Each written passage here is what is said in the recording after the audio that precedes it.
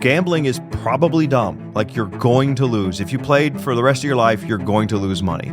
Like, I think our biggest loss was $140,000 in a session, which was probably 3 hours. Where did you get the money to be able to do that? The best investments I ever made were real estate because it hides the money from me. I have money in the bank. Like, I find a way to spend it. We went out for dinner one night and he was playing video poker. He hit a royal flush for $78,000 and I filmed it. And so by the end of dinner, that had 80,000 views. So I knew that you could turn it into something, and so I did. I encourage anyone that wants to do YouTube to do it. 99% of them fail because it's harder than it looks. Here you're going to have obstacles, etc. Yeah. What makes you successful where a lot of other people do what you do and fail? If I was speaking to any creator or to your question, what really resonates on social media these days is authenticity. Did you ever feel like you were addicted to gambling?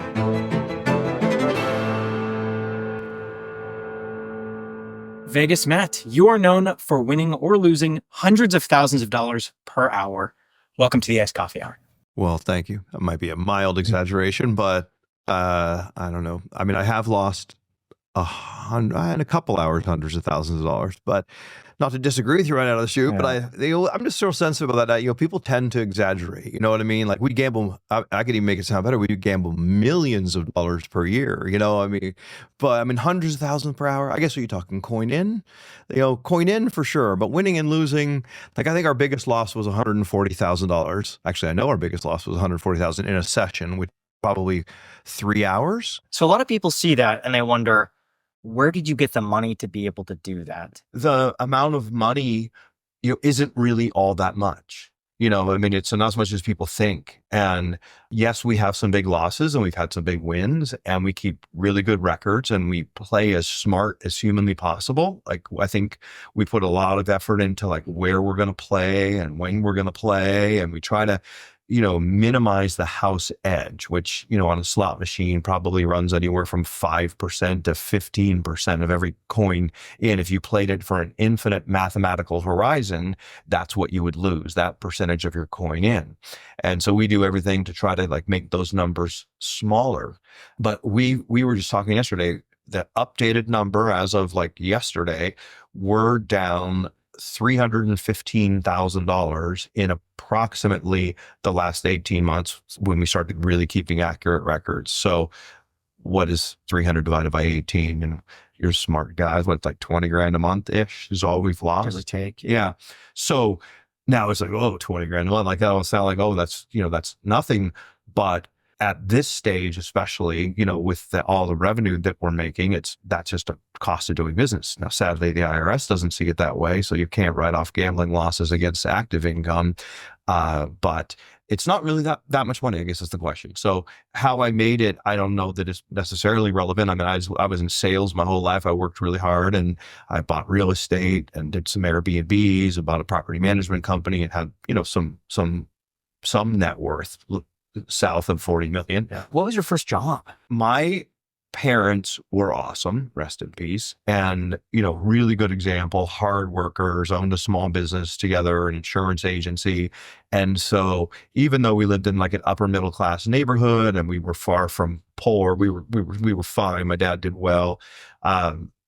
It was, get up when it's freezing cold, and go do this paper route where you have to like walk all the way down this massive hill, every pet house on one side, then walk back up, the other side. And it wasn't pleasant, but I, and literally, I think I remember it was a once a week paper route. It wasn't too stressful, but once a week. And I think I remember my check for the month was like $7 and something. I'm old as the hills, but it was in like the 19th, like probably in like the early 70s, And then when I got into high school, dishwasher, like at a restaurant, then busboy.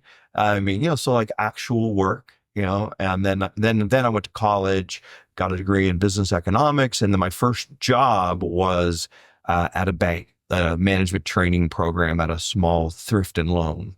And then that lasted a very short period of time because I felt like a caged animal. Like, it was just not my natural state of being to be in a 9 to 5. Like, I just didn't do it. I lasted 18 months and then that was the last of jobs in my career.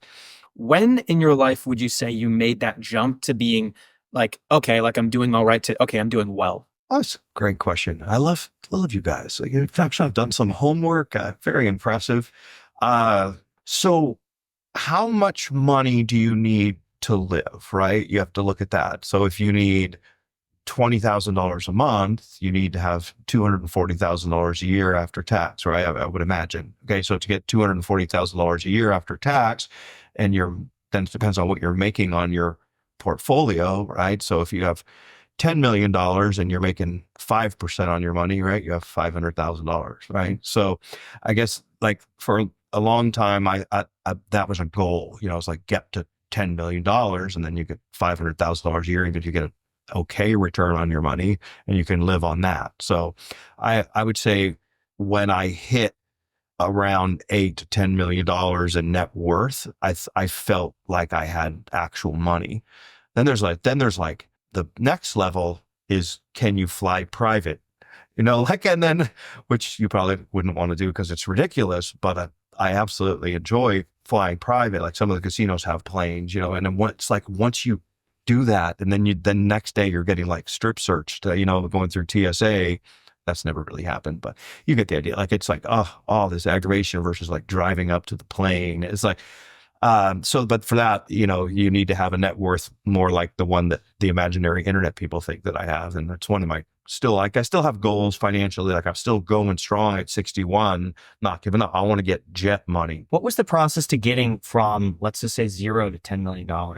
The best investments I ever made were real estate because it hides the money from me. I have this habit of, if like I have money in the bank, like I find a way to spend it, you know, and with real estate, you buy it and you hold it and it generates cash flow and then it appreciates, you know? So, I mean, even like my home in Vegas is a good example. I paid $800,000 for that home in 2012. And at the highest, it was worth close to $3 million.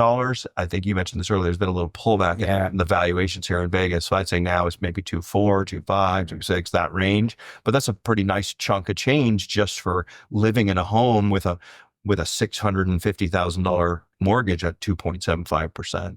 And why real estate? I just like it. So like, I am a perpetual goof off. Like I'm a kid. I swear, I'm like a 16-year-old. I just like to have fun nonstop. Like I do not like people telling me what to do. That's why I didn't do well in a job.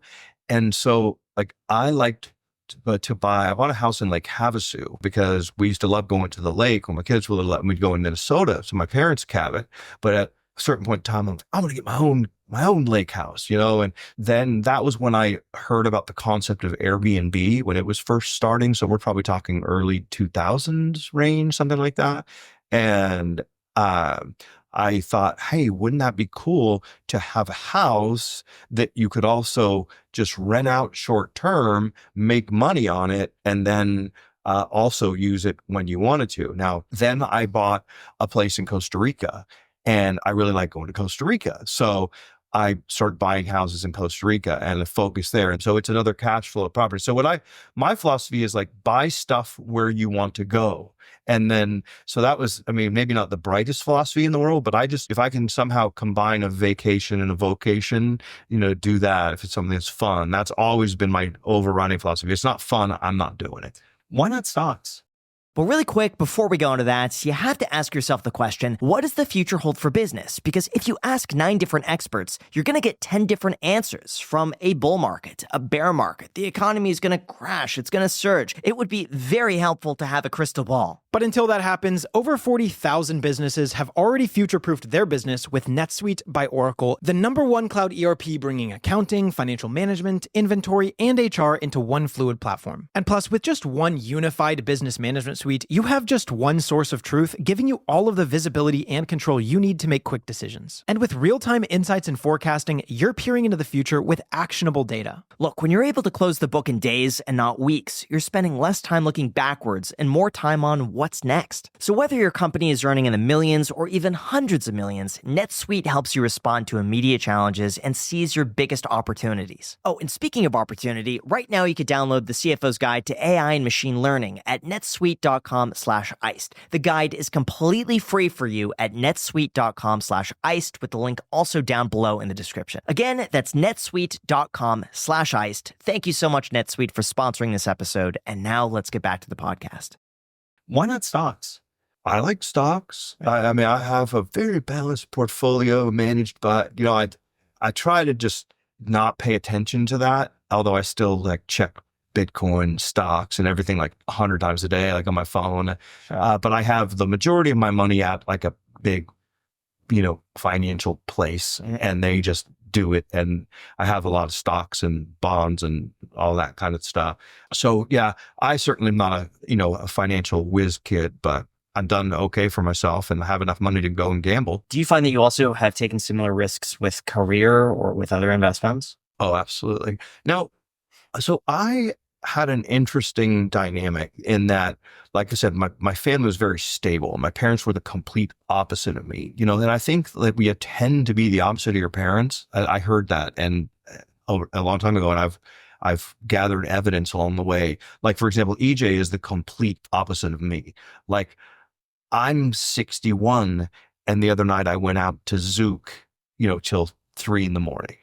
EJ doesn't ever go out, and he has no interest in it. You know what I mean? It's like you tend to be the opposite of your parents. So my parents were so strict and like so restrictive on my behaviors. Whereas like I'd leave town and I'd tell EJ, hey, you should throw a party. We have a sick house with a great pool and a hot tub and a water slide. You should have like the whole gang over here. And then they wouldn't do that. And then whereas with my parents would leave and they said, if you have one person in this house, you're going to have hell to pay. And then of course, the minute they leave, I have like the whole school over, like 200 people, and the police come and I get in all kinds of trouble. Somebody throws up, that's like Project X. Yeah. So I digress. So yes, I have always been at risk. Like, so I think if you're an overprotective parent, you're going to end up having kids that are maniacs. Like my strategy was just let them do whatever they want. And then they became wonderful children. Both my kids are incredible. So my mom was really overprotective and strict. And that restriction on my behavior when I was younger, I think made me act out once I got to college and got free.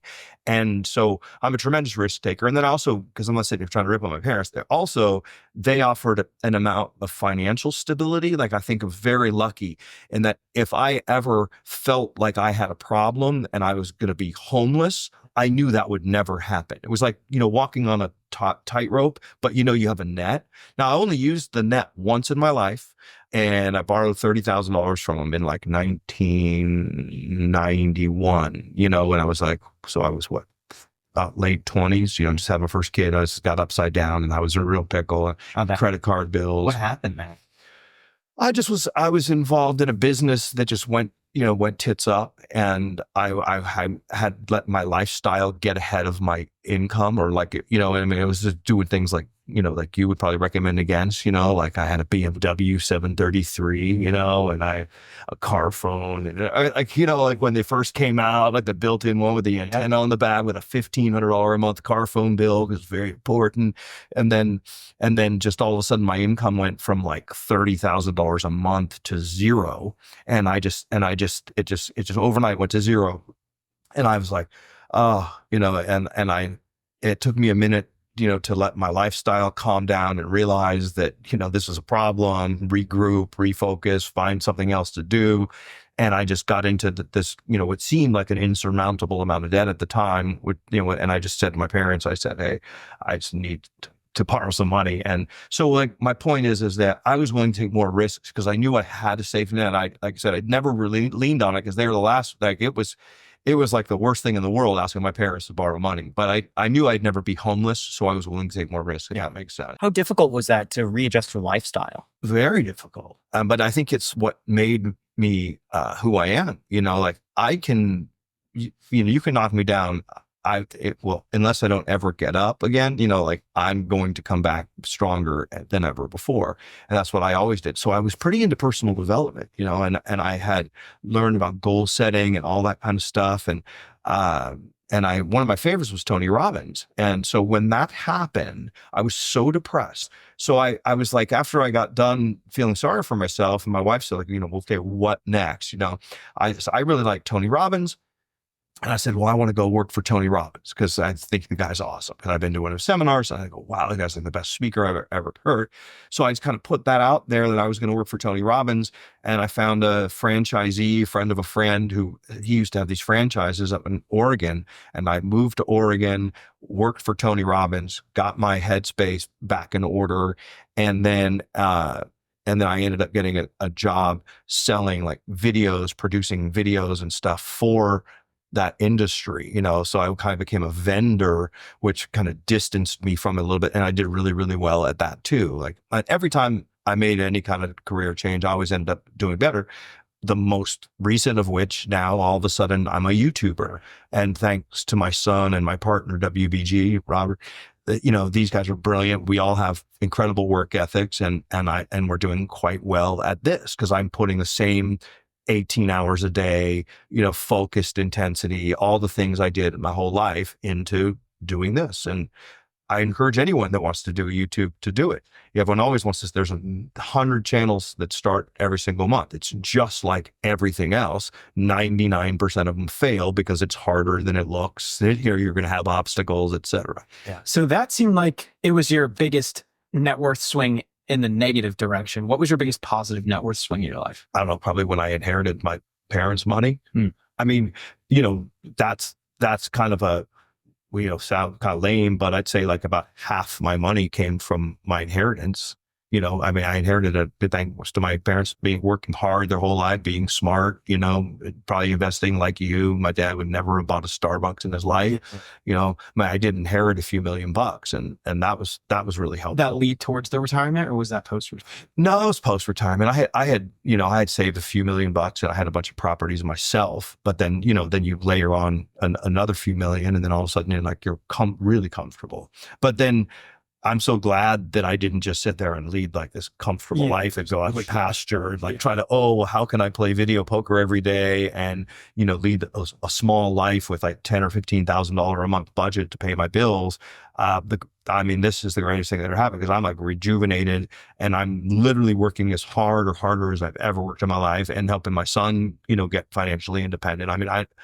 What are you, 32? 30. Your sister's 32. I kind of knew that. He's 30 years old. By the time he's 35, guaranteed the kid will be set for life, all from his own doing. I think that's cool. So it's fun to be able to work with your kid. When was your first time gambling? What comes to mind is in junior high, there was like poker and there was this kid, Jeff, and he had this house that you could just walk up the hill from my junior high. And I was such a dork in middle school. That was like the worst time of my life. So these guys invited me to play poker with them and I just got wrecked for my lunch money. Like literally, I would like, my parents had this like change thing and I would take like $3 out of their change thing and go play poker. And what year would that have been? 1975. So like I was like 12, 13 years old or something like that, playing poker, getting wrecked for my lunch money was my first lesson in gambling. And then, Vegas trips with a fake ID in the 80s, during college, I think it was the first time I came to Vegas, totally different city in 1984 than it is today.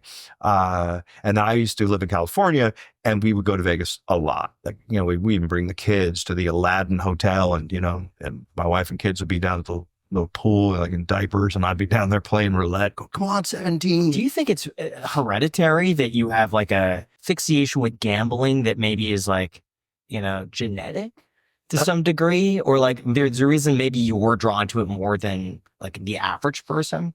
I don't know. I think gamblers are optimists generally. Like you're a financial guy. As I've mentioned, my son's been watching You Forever Speaks the World of You. I hadn't seen it, you know what I mean? But then again, I bumped into Bradley Martin at a party and didn't have any idea who he was at first, now I know, and getting hipper by the day, but you probably, think gambling is idiotic. Like, why would you do something that's a losing proposition, and that's a very logical approach. But gamblers are optimists. So they're like, yeah, but you could get this big win. And it's just, I guess, like any other, let's call it a bad habit. Again, if it's a bad habit, I'm not in charge of gambling. If people are like, oh, you promote gambling. It's like, then don't let to put them all out of business, make gambling completely and utterly illegal if it's a problem. I'm not the problem. I want to go on record as saying it. But I think there's a lot of people who enjoy it. It's a rush, the thrill of victory, the agony of defeat. I don't know if this is a genetic predisposition. I know my dad just liked to play video poker, but he would play like 20 for 25 cents single line, and he kept a record. I found it when I looked through their stuff after he died, and he had a record of every royal he got, whether it was clubs or parts. It was so cool. Like, he was such a disciplined guy. And he never probably lost more than $500, $1,000, and he figured I got a free hotel room and some free meals, and it was probably worth it. Where he wasn't reckless at all. But I'm not sure if it's a genetic predisposition, unless the Department of Government Efficiency eliminates it. Maybe we can have the government do a study and spend millions of dollars as to whether people have a genetic predisposition to gambling. I don't know. Was there a specific moment in time where you had some sort of gambling swing, positive or negative, that actually made a big impact on your overall financial well-being? I think fundamentally, I was taught good values growing up, and my parents were really good examples. So I pride myself on being reasonably responsible. Like I said, I only really had one time where I wasn't able to, take care of all my obligations myself. I had to lean into my parents for a loan, which I paid back. You know what I mean? So it's like, I would come out though, like I met with this guy, Steve Sear. He wrote a book called Whale Hunt in the Desert. He's a host here in Vegas, and he became quite famous. He's been on TV, he wrote a book and everything like that. And when I was probably 26, 27, 28 years old, not making a lot of money, I went to the Las Vegas Hilton, and he happened to be my friend's host, and he became my host. And he there was things were a lot different. Now it's all computerized. Back then they had the power of the pen, and a host could just comp and do whatever they wanted. And he just gave me a $10,000 credit line. And that's probably the modern day equivalent of a $25,000, $50,000 credit line. Like, it was a lot at the time. And I remember I got hammered drunk and lost that entire 10,000 in one night. I was chasing whatever it was, crabs, for that. It was a blur. It's like one of those montages in a movie, and you just wake up in the morning and you have these slips of paper, and it's like, I owe $11,000 because I lost the whole 10 apparently, and said, I need more. And he gave me a 10% bump. So he gave me $11,000, and it took me like a couple years of making payments to the Las Vegas Hilton to pay that back. And that was super painful. That's the only time I really actually got into any kind of trouble gambling, but it wasn't the end of the world. I mean, it was painful, a few $100s a month payment and a lesson. But I would come and I'd get, in my 30s, 40s, whatever, I'd come out, like a lot of people you see in Vegas, I'd come out for a weekend, lose $5,000 or $10,000. It stung a lot, but it was fun. I was at the Hard Rock in the 90s, and, there were the great parties, and you're at the Peacock Lounge, and everyone was there, and the celebrities, and, it was a lot of fun. So I think it as an entertainment budget. I wasn't a golfer. I mentioned this before, but I think it's a good analogy. If let's say you lose $5,000 5 times a year on your Vegas trips, that's $25,000 a year, and you're a responsible, otherwise human being. I know people that spend $75,000, $125,000 a year on golf. I don't golf. I gamble. I think the difference with that is that people think they'll get better at golf. Can you get better gambling? Yes. I'll say, you have good questions, guys. Yeah, I mean, it's not something that I do necessarily, but yes, I mean, anyone can Google, advantage play. I mean, there are people who make a living gambling, that you have, these things that like card counting, I don't really understand, and I can't pay attention long enough to do it. But, you see the MIT card counting movie or whatever, you can count cards and beat blackjack, but they watch. And if you're beating them, they'll ban you. You know what I mean? Like, that's it. That's how you can get an edge in blackjack. Those things are, I guess, like gray area of, is that cheating? I don't know. Or is it just a mistake on the casino's part? Then with slot machines, there are things like must hit by jackpots, and some person might be, innocently playing a slot machine, hitting the button for 3 hours, and they lose, all their money and they get up and they walk away, where literally you can walk up to that machine, you can see, oh my God, that number is at 9,999. It has to hit by 10,000. It moves 5 cents for every, $50 a coin in. I got to just put in $2,000 a coin and I'm going to make that 10,000. It's a pretty extreme example, but does that make sense? There are situations that exist on slot machines that a player that plays them has a mathematical advantage. Now it's such common knowledge and there's so many channels that talk about it and so forth. Finding those things is almost impossible these days. It's somewhat of a thing of the past. So, but yes, you can become a smart gambler. Another example, taking advantage of things, not taking advantage, but things like slot tournaments, things like 10 times points, here. Like, do you guys ever go to casinos? Do you ever gamble? Every now and then. Okay. Yeah. Where do you go? Red Rock or Durango? So on Thursdays and Sundays, they have 10 times points. Were you aware of this? Okay. So to get 10 times points as a local, you go there and you have to swipe your player's card. If you don't swipe your player's card, they don't give you the 10 times points because you're smart. That's why they're multi-billionaires. They figure out that. If they don't swipe their card, they don't know. They obviously don't care. But to get the people who, are playing a lot, give them a little bit back. You swipe your player's card, you get 10 times points. So I play at those casinos on Thursdays or Sundays. Because let's say on a normal session when we're making a video, we might put, say, $50,000 of coin in, so our expected loss might be $5,000 on that video if, mathematically. And normally we would earn like maybe $60 in points, that you could use for a free Starbucks or whatever, or you could turn it into free slot play. If you go on a Thursday or Sunday, instead of 60, it's 600. So now I'm getting $600 back on this expected $5,000 loss. So my expected loss is now $4,400. I'm just trying to give you a couple examples. And then we won $100,000 last year in a slot tournament. That so you get these mailers, that come, and most people probably just toss them. It's like, oh, more junk mail, whatever. I'll just come to the casino when I feel like it. But if you see a mailer, it's like $100,000 slot tournament, this weekend. Get a free room and free food and blah blah blah. We've probably done 20 slot tournaments, let's just say. But we won $100,000 in one of them. So that means that I made $5,000 for every one of those slot tournaments that I went to mathematically. You know what I'm saying?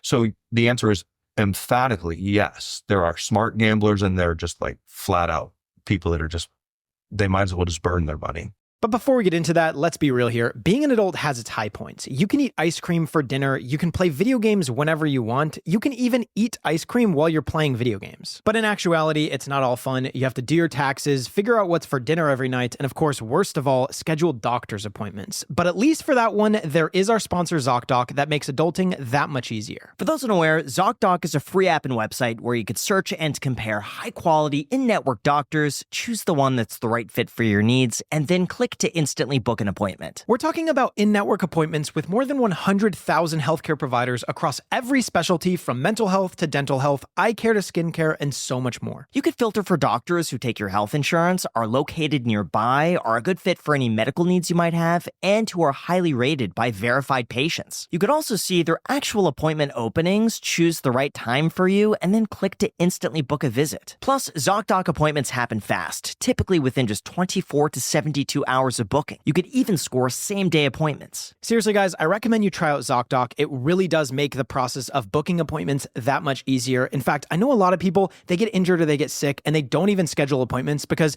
they think it's more effort than what it's worth. But not with Zocdoc, they really do make it that easy. So stop putting off those doctor's appointments and go to Zocdoc.com/iced to find and instantly book a top-rated doctor today. That is Zocdoc.com/iced, Zocdoc.com/iced. Thank you, Zocdoc, for sponsoring this episode, and now let's get back to the podcast.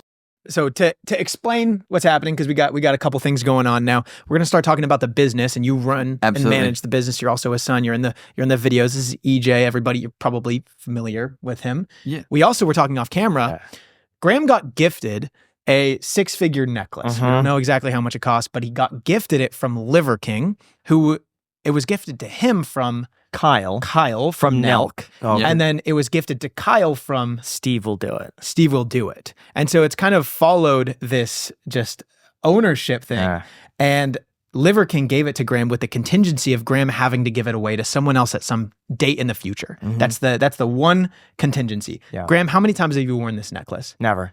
Maybe I think I wore it once. It's so like I don't want to say ostentatious. It's just not my style at Sure. all to wear a diamond chain. It's like So I never wear the thing. But I've always thought it would be cool to give it back to Steve, who started this entire cycle of like giving it to somebody. Yeah. He's such a generous guy. And from like your perspective as a finance guy, like how do these guys like Sketch came and hung out with him and he's like, I bought Sketch a Lambo. And he's constantly just buying these insanely expensive gifts and giving them to people. Like I see a video, he's in a car dealership, and he sees like a veteran and he walks up and says, how much is your car? It's like $35,000. He goes, I'll buy it for you. Here's the cash. Like he's an incredibly generous guy. That'd be fun to give him something. We actually gave him a pendant, a Huff and Puff pendant, like a diamond pendant that, was like probably $14,000 or something like that. I thought we were being very generous, and then he gets it and he's like, what, there's no chain with it? I'm like, well, I assumed you had a chain. And it's been actually a funny joke that would be absolutely hysterical if I connected him with you and you gave him that chain. So he's a great guy, and I could definitely make that happen. Cool. Let's do it. Yeah. That'd be fun. So we're gonna try to transfer ownership, and if he's okay with it, we'd film it. I'm not trying to do it for content. No, we're but not. No, if we it's just, film it's it just because for it'd be your fun. enjoyment. Because I think Absolutely. most of the transfers have all been filmed so Yes. far. All of the transfers of ownership. It's transfers. Yeah. Well, I know he just is moving back to Vegas, so I know he's going to be here. So Perfect. I will do my best to make that happen. He's a great guy. So going back to the gambling, how did you realize you could turn this into a business? Where did that come up? We went out for dinner one night and he was playing video poker, as you do. And he got a comp at either the M or GVR. Memory's not really clear on it. He hit a royal flush for $78,000 and I filmed it. And I was with a few of my friends. We were going to go to dinner and we're like, let's put it on TikTok, because this was 2021 when things were really blowing up. And so by the end of dinner, that had 80,000 views. And I've always been sort of entrepreneurial, and I watched a lot of your videos, and I was like, maybe there's something more to this. And so I just started to go with him more and more. And I was looking for ways to make more money, so I started posting it, and his videos were doing well. And then we just started gambling more and more and more, and it just morphed into this whole business. And I knew of the business of social media for a long time. I've been a consumer of social media. So I knew that you could turn it into something. And so I did. And it was very fun. So what machines, when you walk into a casino, have the best odds? I know most people walk in, they hear these stories that like the ones closest to the entrance have like the worst odds or the best odds. They have and the I best hear odds. Yeah, 'cause it's marketing. the best odds because they want you to win a little bit. Or there's the fallacy that like your first time playing, they want you to win a little bit in the beginning. Like, is there any truth to any of these claims? No. I believe no. Because changing the payout on a machine is a good deal of effort, and it's all very regulated. They have to open the thing up, and then there's a log, and there's a process, and it's like a software, and it's just not that simple. And they don't change it on like Tuesday mornings, and then turn it back tight on Friday night, and I highly doubt that there's any truth to the ones by the entrance. I would take the under on that. The best games in the casino slot wise are video poker. The video poker's way better than slots as far as, so if you want to play and earn comps and stuff, you go play video poker, learn how to play. That's another thing that like you asked earlier about the good and bad gamblers. The people I watch the holds that they make that are just mathematically just horrendous. They'll be like, oh, I've got a pair of queens, but I also have like ace jack to the royal. I'm going to hold that. It's like a 10,000 to 1 shot or whatever versus like a for sure payout. Anyway, so the best game is video poker. Interesting. And what about the ones where I see that seem to go viral online? Someone saying they got paid a lot of money, but the casino refuses to honor that because of an error. And they say, oh, no, that was an error on the slots. You didn't actually win the money. I think those are probably blown out of proportion more than maybe reality. That doesn't really happen, I don't think. I mean, maybe I know what you're talking about, and it probably has happened, but maybe there's more to the story than meets the eye. Yeah, exactly. There's more to it than the gaming control board is very that's a very serious thing, and it's all very, very regulated. And I don't know if there possibly was some reason. They make enough money. I don't think they need to beat people. I mean, there was probably like 1 or 2 instances of that ever, and And yeah, I mean, I think it's blown. I've always gotten paid. I've never had him say like, oh, we had $120,000 the other day on a Buffalo Link, and they were overjoyed to pay us cash in like 25 minutes. I think people always ask like, are the machines rigged? It's like a very common question. And like, are they cheat? It's like, well, they are rigged because the house has an advantage. Why would they go out of their way to rig it further? They're already winning. They don't need to cheat. I don't think people need to get that out of their head. No. Is there ever a time that you don't want to be gambling?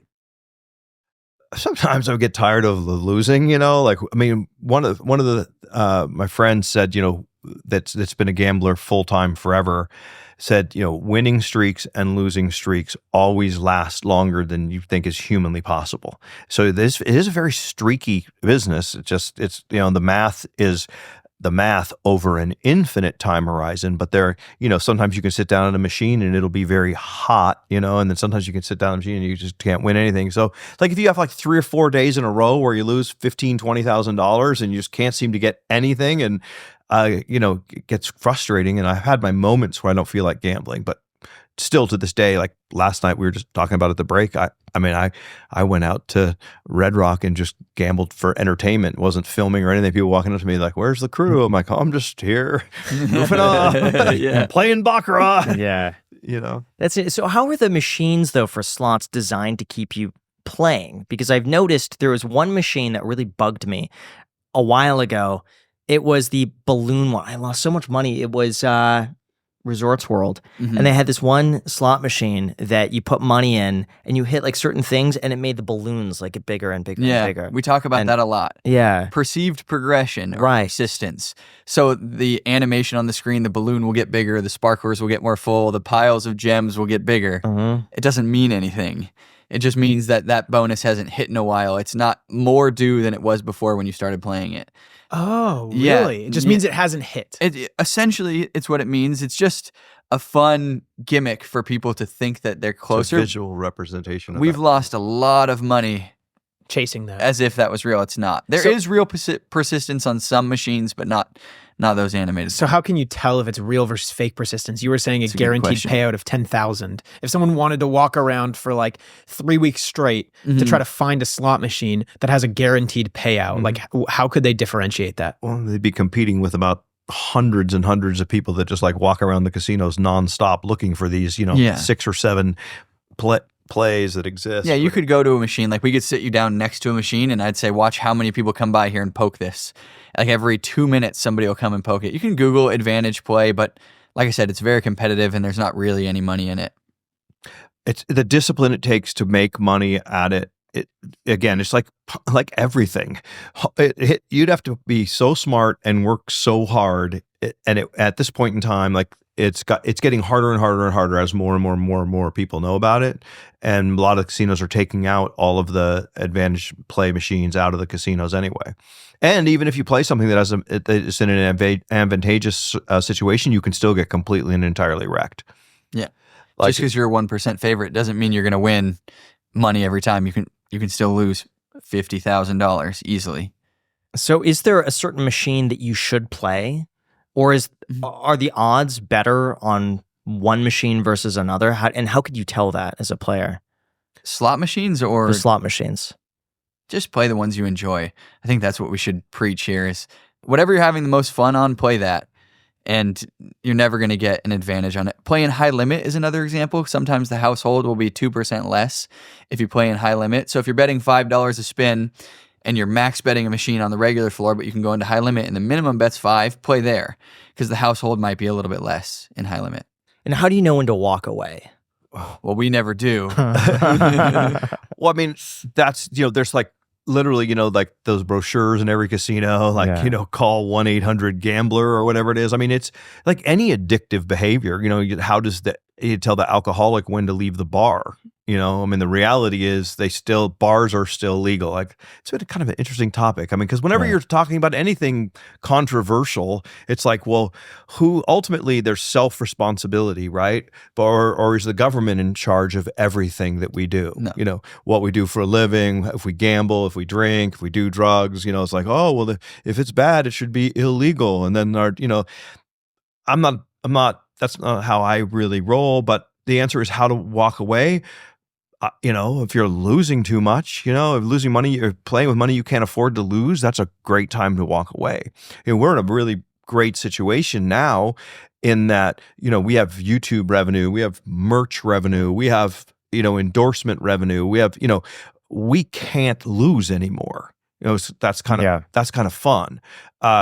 We lose, but net, we're not going to lose, but the average person who watches we were, thanks to EJ, I think, and Robert, amongst the first to really show the truth about gambling. Our show's more like almost a podcast. We talk, we gamble, we talk about all kinds of different stuff. We have the question of the day, we have all our funny sayings. I do my wacky, wrap ups, and the gambling is just kind of happens. But we were the first ones to really show our losses, because it used to just be like, oh, I push the button and I get a big jackpot right away, and it's like just not true. Gambling is a losing proposition. So when to walk away, do not lose your rent money, because you could go and get completely wrecked. You can sometimes. It's just uncanny. Like, remember the other day? You lose way more than you expect you can sometimes. Like the other day, we played this machine at Resorts World, and we did great. It was a new machine, and it was an incredible video, and it was like, wow, I love this new machine, And I'm like, man, the machine manufacturer should give us $1 million for this video. It's so good. So then, like a week or two later, it showed up at El Cortez, and we went to El Cortez to play it. And again, just random. It's a random number generator. Every time you push the button, that there's 10,000 different outcomes that could possibly happen, or whatever the number is, and one of those 10,000 outcomes is going to come up. It's a mathematical random number generator. Then there's a percentage of time or whatever, and over an infinite horizon, you're going to lose about 5% of what you put in. But the second time we played that machine, we lost $53,000 in the course of an hour, and I think we hold the record, I believe, at El Cortez. That the manager, our good friend over there, told us, he goes, you guys just set the single machine record for losing the most of anyone in history. So at that property, I'm going to call the people at Guinness.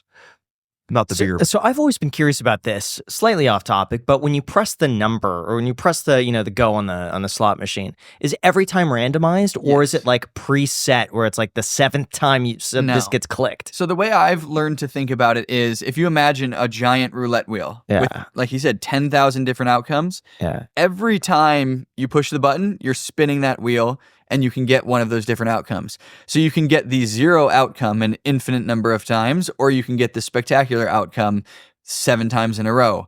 The household is going to be what the household is over time, just like it is on a real roulette wheel. It's the same kind of thing. Does that make sense? It does. Yeah. That's how it is. And sorry to interrupt you, but they like what you see, like the wolves or the 7s or the cherries or whatever, that's just a visual representation that's pre-programmed in. When the second you push that button, your outcome is determined. And it might be a 5-minute long bonus with, with squirrels running around with nuts and, shitting out gold nuggets or whatever the case may be.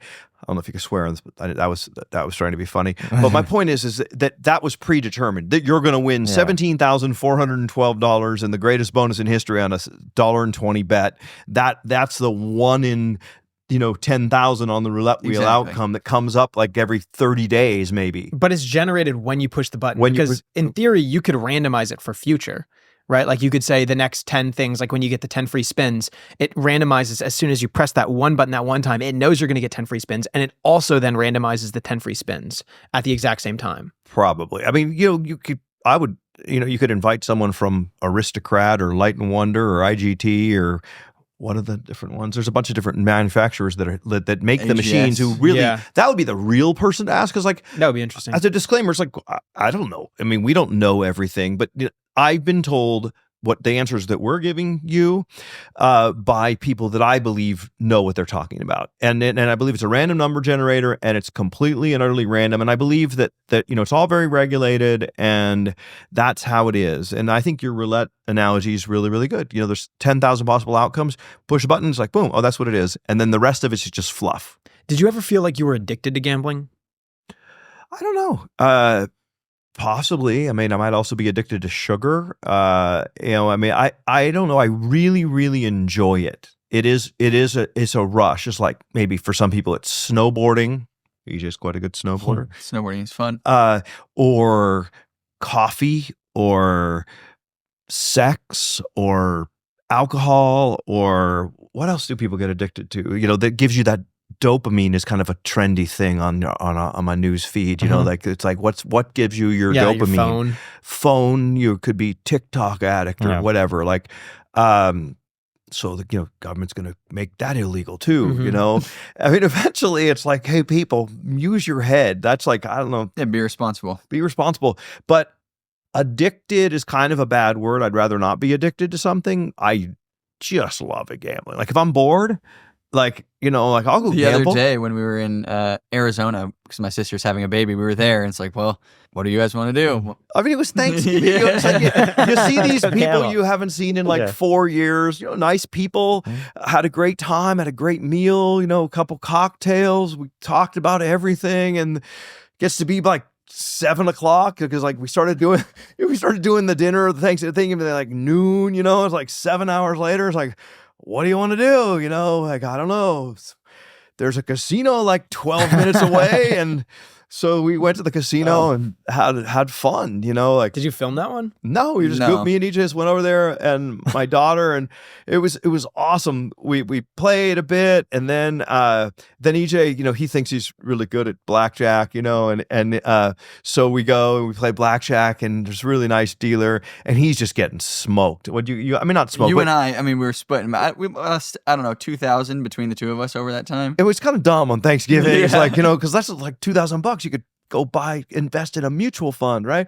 But so yeah, we're down $2,000, and then we're like, okay, 1,000 each. At the end of the world, had some entertainment, but licking our wounds, because it's just it was like we get 16 every time, the dealer gets 20 every time. How is this possible? So we would bet more, and then on the way out, my daughter's like 9 months pregnant, my wife's tired. Smoke-free casino though, by the way. Smoke-free casino. And sister, yeah.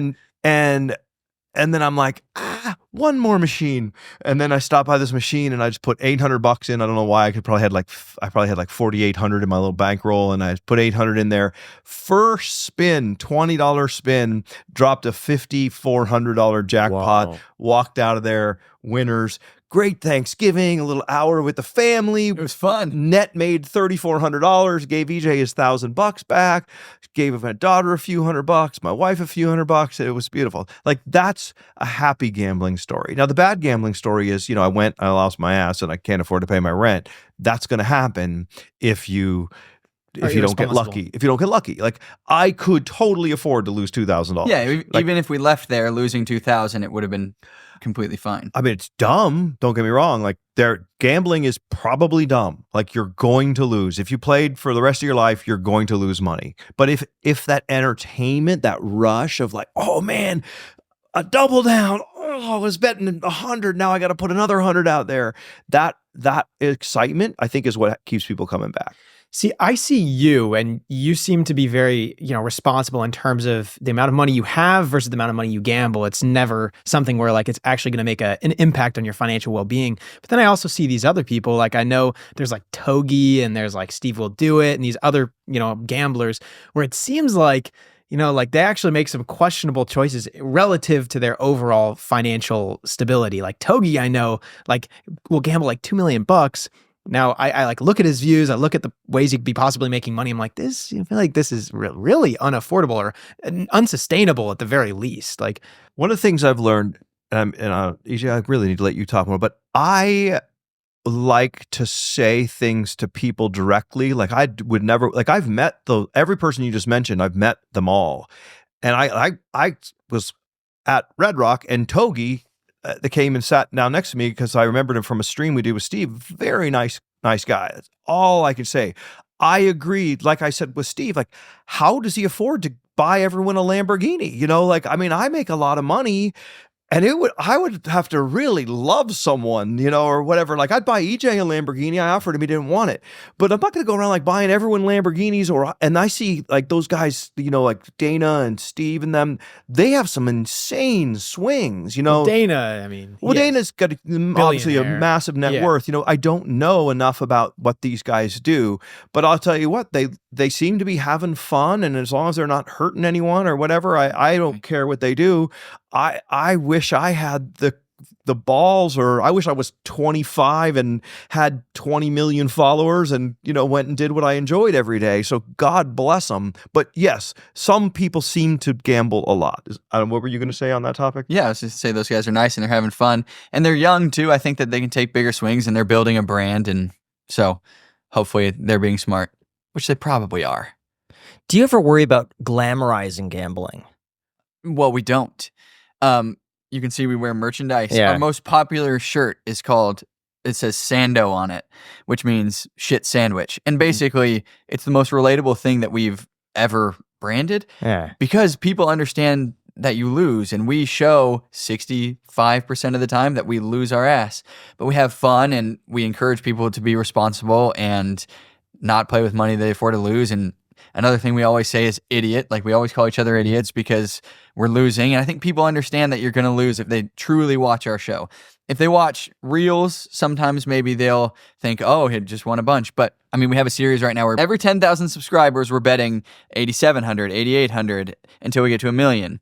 And we're posting the results of that. And so we've done it 16 times and we're down 3,000. We're very transparent about the actual results. Yeah. So, I mean, I wouldn't want to glamorize gambling. And I think there's something to be said about that. And again, until such time as it's illegal to gamble or to talk about it, I mean, it's entertainment, like us, we try to be responsible and so forth. But I mean, I would feel horrible if somebody watched one of my videos and said, oh boy, I'm going to go gamble and just make money. Like I don't ever say that it's simple. I get wrecked. And like you said, to clarify, we developed this term Sando, which is an abbreviation for shit sandwich, which is another swear word. Sorry. That's okay. But because like when you get a bonus, like let's say you're playing and then you finally get the six fireballs, and you're like, yeah, I got the bonus. And you're in it, $5,000 or $500 or $50, whatever your budget is.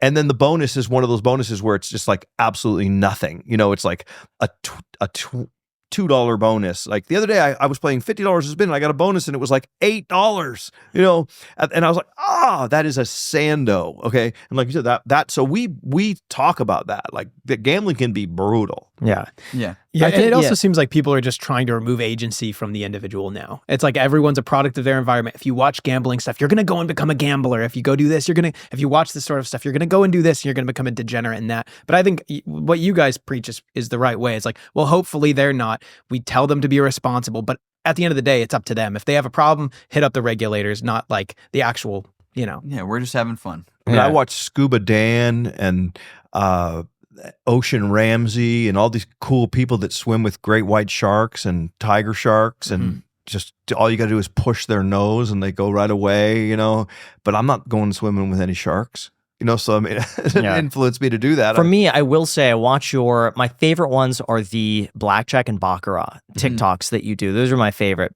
Usually when I gamble, I'll put like $100, $200 down, maybe once a month, give or take. And that's about my limit because I know if I lose it, I get really upset because I think, I could have done this or this or this. So that's my limit. But I like watching you when you put down like $5,000 or $10,000 at one hand of baccarat and you win or lose it.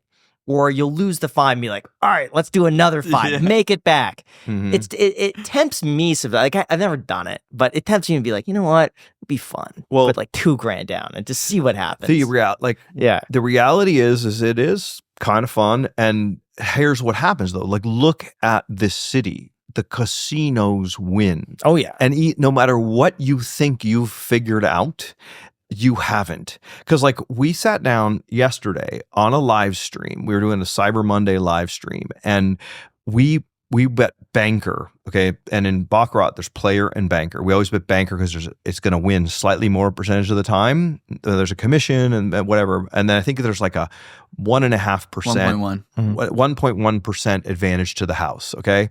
So if you played $1 billion, you're going to lose 1.1% of that billion over your lifetime. But we played and we won. It came up banker 8 times in a row, okay? So if you were trying to do like a martingale, whereas like you bet 100, and then if you lose, you bet 200, and if you lose, you bet 400, and if you lose, you bet 800, if you lose, you bet 1,600, you get to 8, you're going to surpass the table limit. Yeah. And that happens. And then right after that, it was 9 players in a row, and we lost all of it. Yeah. And so just no matter what you think, just do it for fun. But in mathematically, you know, I mean, you play one hand Baccarat, you're not losing much. Your cost, so like if you bet $1,000, your cost on that would be like $11 to play that hand. Right. Is there content that you film that you decide not to post? And how do you decide what you post versus what you don't post? We post everything now. Okay. It's too much work to go make something and not post it, especially it's expensive. Like if we would have decided not to post that loss of 50,000, well, that just cost us 50 grand and we're not going to post it. And also I think there's been like 2 videos that we did that were just like I was just so mad and it just wasn't fun to watch. Like there have been a couple that you didn't post. But even those were like $10,000 losers. If we ever had anything extreme, we would put it up. But if it was boring, nothing happened, nobody was in a good mood and we lost 10 grand, maybe we would skip that one. But yeah, like I mean, 2 or 3 times over the last 2 years. And so how do the finances work out then of running this YouTube channel, running the business? I know you guys do merch. You said that you do sponsors as well. And then you have like the YouTube ad revenue. But at the same time, the overhead is whatever you pay the employees. And on top of that, you said it was about $20,000 a month is the budget that you've spent on the YouTube channel. On gambling. On gambling, So far, I mean, it could be more, it could be less. You know, it just depends. I mean, we could hit, today I could go play and I could get a Delt Royal for $800,000, you know, we were trying to get on the Super Times Pay machine that we play a lot. You know, someday we'll win that $800,000, and that would change everything. But if over the last 18 months, gambling every single day, we're down 300, so about 20 grand a month. How are you not allowed to write off gambling losses against profit from the business? To me, that common question. It's just, I mean, I find that like there's some topics that are very complex. I think they call them politics. I made the mistake getting involved in neighborhood politics, you know, because I had a crime incident and I was very vocal about my upset living in a gated community with this crime. So I decided I wanted to be on the HOA board. Okay.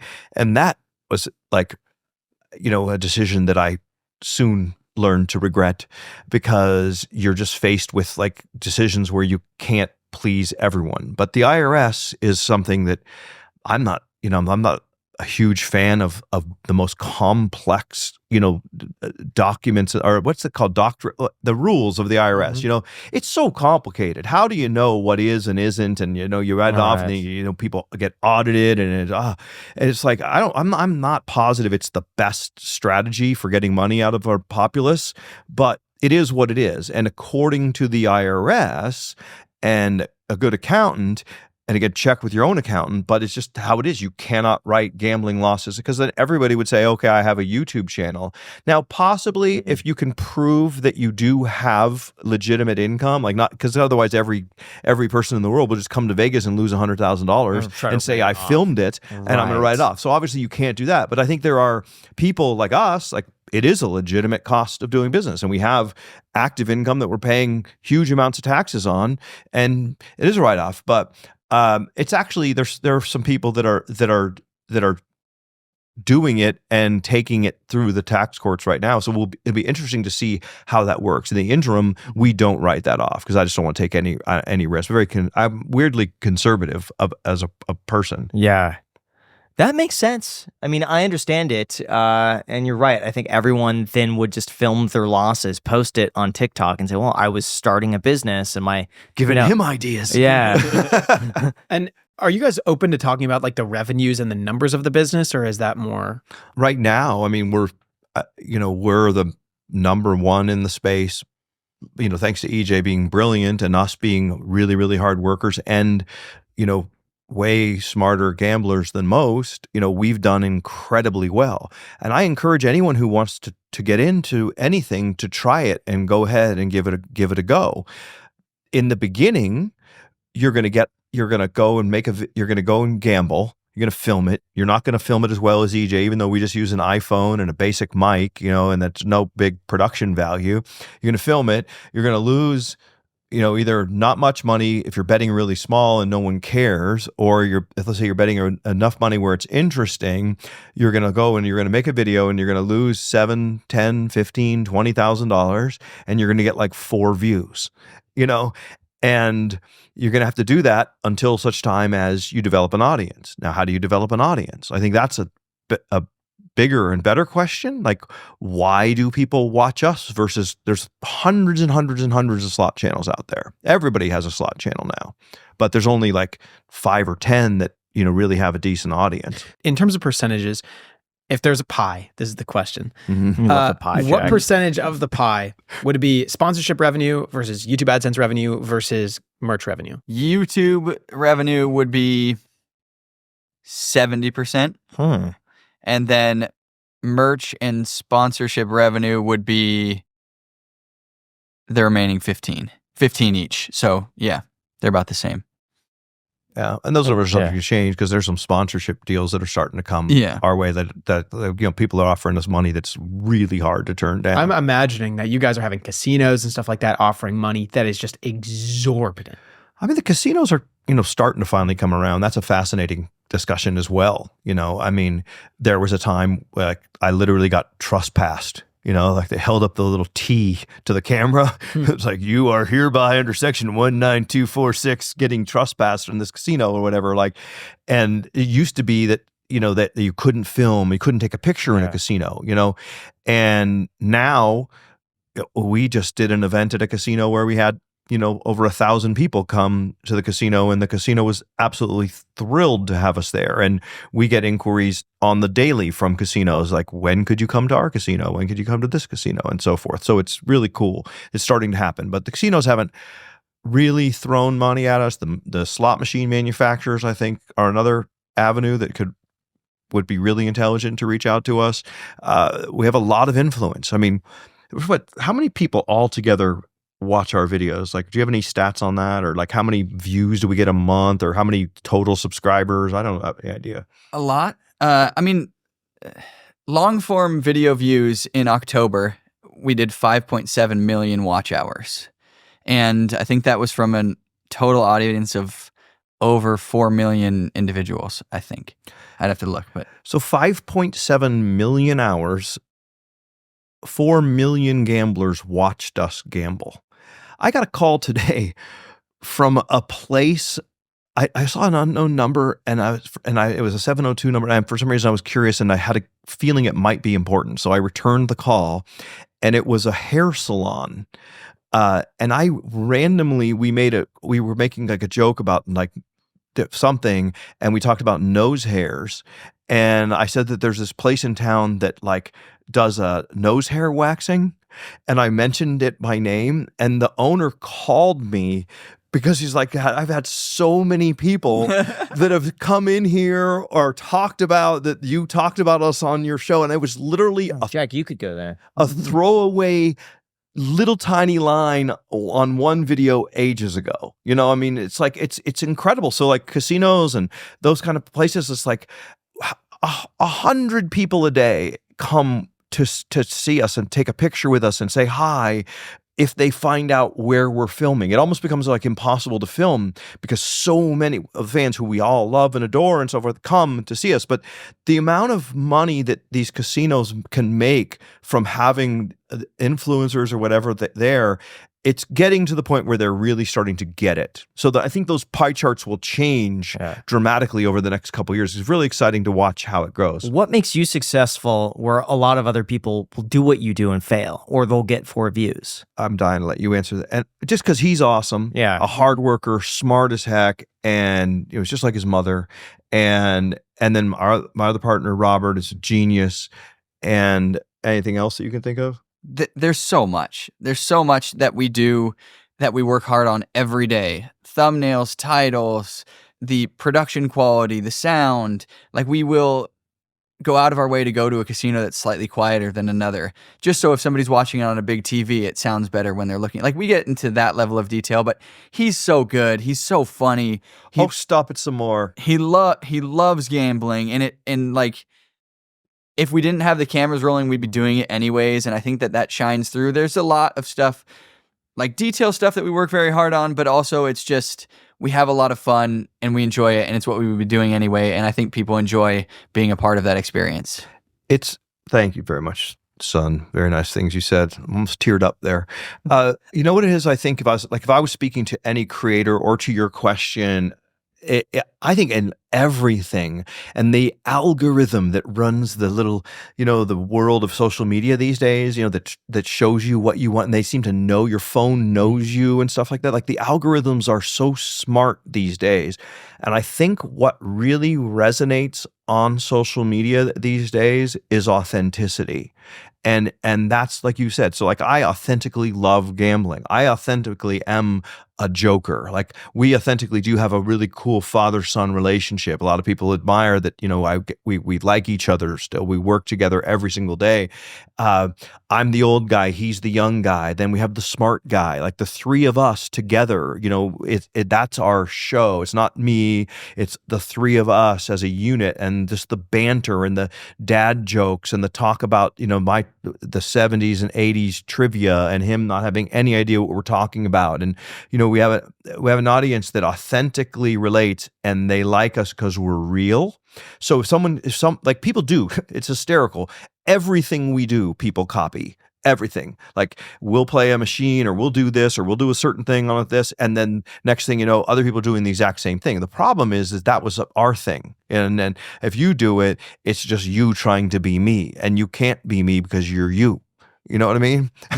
Like, so be yourself is my advice to any content creator. It's like, be yourself, and your authentic self, and that's going to come out. Like, you're probably legitimately smart with money, and you believe with every fiber of your being that you invest $5 in from a Starbucks for 30 years in a Roth IRA, you're going to end up wealthy, and like, that comes across, and you look like a responsible young man, and that's probably why you do well. You're authentically you. You're not pretending to be a financial genius, but you're not. I don't. You know what I mean? Sure. So I think it's a lot of factors. Yeah. And we just got lucky, and we had the secret sauce, and it happened to get traction. Why did I was going to say the Hawktua girl, like, why did that get traction? But that's authentically herself. I mean, she's such sweet. I played in a poker tournament with her. Her name's Haley. She's a very nice girl, and she was delightful to be around. She was very pleasant, and I mean, I guess my grandparents probably would think, well, talking about spitting on that's kind of crass, but I mean, in this day and age, I mean, crying out loud, the world's really different than it was, and I'm not saying that that's good or bad, or it may be the end of civilization, but she was just authentically, I think, out in New Orleans having a good time, and then they caught that moment that was authentic, and it was real, and that's why it stuck. Although, really quick, I just want to say that if you run your own business, you know that managing finances could be a hassle. Cards, receipts, and payments pile up fast. But with today's sponsor, Ramp, it doesn't have to be like that. Ramp is the corporate card and spend management software designed to help you save time and put money back in your pocket. And the way Ramp works is so cool. Spend policies are built into the card to control spending before it even happens. It automatically collects and categorizes receipts, so you'll never have to chase them down ever again. Plus, Ramp enforces compliance by flagging violations and locking cards for non-compliance. Ramp also helps streamline your entire financial workflow. Expense reporting, reimbursements, and vendor payments all in one place. And businesses save an average of 5% in their first year working with Ramp. Plus, right now you could get $250 when you join Ramp. All you got to do is go to ramp.com/ICH. That's ramp.com/ICH with the link down below in the description. Cards issued by Sutton Bank, member FDIC, terms and conditions apply. Thank you so much to Ramp for sponsoring this episode. And now, back to the podcast. Would you guys ever open up your own casino? Yes. Well, there's a lot to that, like, but I think anything I set my mind to, and I think anyone listening, anything you set your mind to, you can do. Like, I guarantee I could raise the money. One thing I don't like is if it was my own casino, I couldn't play there because that would be against gaming control regulations. And And there has been lots of discussion about everything from a little video poker bar to a big casino in Las Vegas that I would be very, very interested in being involved in the casino, but it's also an enormous amount of work and so forth. And I'm not sure how I want to take that on. What about you, EJ? Yeah, no, there are multiple people who have expressed interest in buying a casino themselves, talk to us about it, but I haven't been able to get over the not playing there hurdle. Like if we own a casino, how can we tell people to come there if we're not allowed to play there? What if you were like an affiliate for a certain casino? Like there was a casino that maybe was failing a little bit and they could use some new machines. They could have like put some makeup on it and then also take you guys in as part of the marketing or something. You take sweat equity or something like that. Sure, if that could all be worked out, that I would be willing to bet, because I am a betting man, that would be one of the busier casinos in town. Yeah, that would be interesting. If we played there exclusively and we were in charge of the casino and the rewards program and everything, I would believe that. I never have lacked ambition or confidence. My mom was part of the 70s self-esteem movement, but I'm very confident if we were involved in a casino, it would do very, very, very well. And that would be fun if we could figure out how we could still play there. And how is the arrangement between you two if you're open to talking about it? I'm curious in terms of like the business. Like do you guys split the business, or is there a certain percentage, or how has that worked out? There's 4 of us involved and we have a split. And everybody's happy. We've never had that I can think of. Have we ever had one financial discussion or dispute? No. We're all making tons of money. The division of duties is really clear. I don't fulfill merch. I mean, like we did how many thousand orders this weekend? We did 3,000 orders this weekend, and everybody except me has been down at the warehouse, unpacking boxes and shipping stuff. And I'm not doing it. I don't know why. My back would hurt. I don't know. I'm not doing it. You know what I mean? We have people we can pay, but EJ was down there till like 11 o'clock at night, which God bless you. But I'm saying we have a very, very great relationship, and the money is all split up. Everybody gets their fair share. It's not like I get, I'm the guy on camera, I get the most money, like me and EJ get the same amount of money. Yeah. And he does all the editing and he does most of the thinking, and then WBG does the question of the day and adds his brilliance. And it was all because of him and him taking us under his guidance, wing. yeah. His guidance of teaching me to be a knowledge. smarter gambler is how the whole channel started. So we all are involved. How calculated is your playing in terms of maybe blackjack gets a higher engagement than slots? How do you know what to play, what days, and what to post? That's you, 100%. Yeah. I try on our YouTube videos. I try to pay attention to the last few days. Maybe there's a storyline of we played this machine and we lost a lot, so we'll go back and play that. Or, we do a little bit of that. But if he's not in the mood to play a certain game, we won't play it because then it's not fun. So I'll just say what do you think about playing this game today? Because we talked about it the other day. Let's play this. And then the table games. We usually use those as a way to get even if we're losing. So if we're losing $5,000 and we're only 4 minutes into the video, it's we got to get even or this is going to be really bad. And so we'll do a $4,000 hand and hopefully win.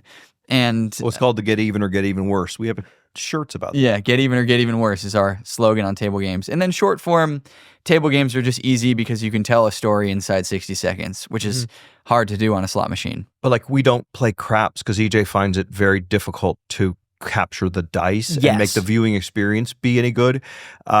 He doesn't like video poker. I love video poker, but he watches the stats and we get much more engagement playing slots than video poker. I would rather play video poker all day, every day. Too complicated for people. You can play 99.4% video poker and you're only giving up 0.06%. But people love to watch us play Dragon Link at $100 a spin, which probably has an average in this town hold of probably 8 to 12%. So it's much more expensive to make the content that people like. And then Baccarat versus Blackjack, there's one place that won't let us film Blackjack for some reason, which I think is asinine, but that's just their rule, but so we always play Baccarat there. And does that answer your question? It does. What about the dollar amount that you play? Do you find that you get more engagement the more money you spend, or is there a diminishing returns? There is. I think that we found, especially recently, betting more is just we're not comfortable with it. Like we bet 250 a spin the other day, we lost 50,000. It's just like that's not fun for us. It's not within our level of comfort. So we bet $50 a spin, $100 a spin sometimes, and then every once in a while we'll go crazy as like a celebration for hitting 1 million subscribers or whatnot. But we try to stay in a certain range, and then we play for it in a certain amount of time. And if we get completely crushed at that bet level, that's something that we can manage. What's the most that you saw someone lose? Millions. Millions? Yeah. Well, over time, there are some people that I don't know how they do it, and they just gamble so massively that there's no way that it's profitable. And maybe they're billionaires. I don't know. It's not any of my business. I think that, let EJ answer that perfectly. The only thing I would say is that one of the things, our sweet spot is our gambling that we do is relatable. There's a lot of people who come into town like that I see once a quarter or once a month, and hey, how you doing? People that I've gotten to know, and they come here and they bet $50 a spin ish, on a slot machine, and they might lose $10,000 or $20,000, but that's a quarterly or a monthly trip for them. We do that every day, but I think we gamble at a level that's relatable to the gamblers that the casino is bread and butter, and it's just, if you play $1,000 a spin while it's like watching a plane crash or something, or a train wreck, or something awesome, if we win, it's not relatable. So to do that every day would be A, we'd lose too much, and B, it's just not relatable. But I think our gambling is relatable. We're really legitimately trying to win. And it's like watching a daily battle. Like, what would happen if you were in Vegas and you and your two friends gambled every single day for now, 700 and something days straight? Yeah, gambled something like that, yeah. We've documented gambling every single day. That's interesting. I remember I went with a buddy to a high limit room. I think it was at Cosmo. We went to this like back room where they had maybe, I don't know, it was like the size of the living room basically. And there was a guy there, and they had 2 roulette tables that were side by side. This one guy was playing both roulette tables at the same time. And he was playing $50,000 a spin on one, $50,000 a spin on the other. And he had it automated so that the dealer would put $10,000 chips on 5 numbers on this one and 5 numbers on this one, the same ones. And one would hit and you go to the other table. That would hit, he'd go back to this table. And they kept doing the same bets. This guy had probably spent about $1 million. Lost it. Didn't care at all. He's just sitting there having a cigarette, drinking a drink, just wouldn't even sometimes pay attention to the tables, would turn around and kind of chat, is like 50 grand lost there, 50 grand lost there. And then he got out another $1 million marker, for basically a credit line to do that again. And then I remember he changed the number. Like, he was always betting 14. Never hit. So he's like, actually move the 14 to like a 15. And then the 14 hit. Of course. Yeah. And he was so upset at that, but was not as upset about losing like the $1 million that was going by. Like 100 grand was gone probably every 2 minutes. Yeah. It's nuts. Just didn't care. So if you're a billionaire, Yeah. I mean, it's just a question of how much money you have. Now, some people play over their head or whatever, they come out of their skis or whatever the saying is, but some people don't care. I mean, the guy probably isn't the world's greatest decision maker since he's smoking, which I, don't think is good for you. But he obviously, he's smoking, doesn't care, whatever. It's a feeble attempt at humor. Although I wish all casinos were non-smoking, but me too. Because I just hate the smell of smoke. And I mean, go outside and smoke, but it's like, I guess, so many people that make dumb decisions like smoking also make dumb decisions like gambling. So I don't know, maybe it's only 11% of the population, but it might represent a disproportionate number of the gamblers. Well, it seems like that's why they also want you to drink when you're at the table, and they'll bring you the drinks. Yeah. Well, that's because it makes you a little looser with your money. Right. Which is illegal. Like in some states, they can't give you free drinks. It's not allowed. Which like people are like, yeah, it sucks here. You don't get free drinks.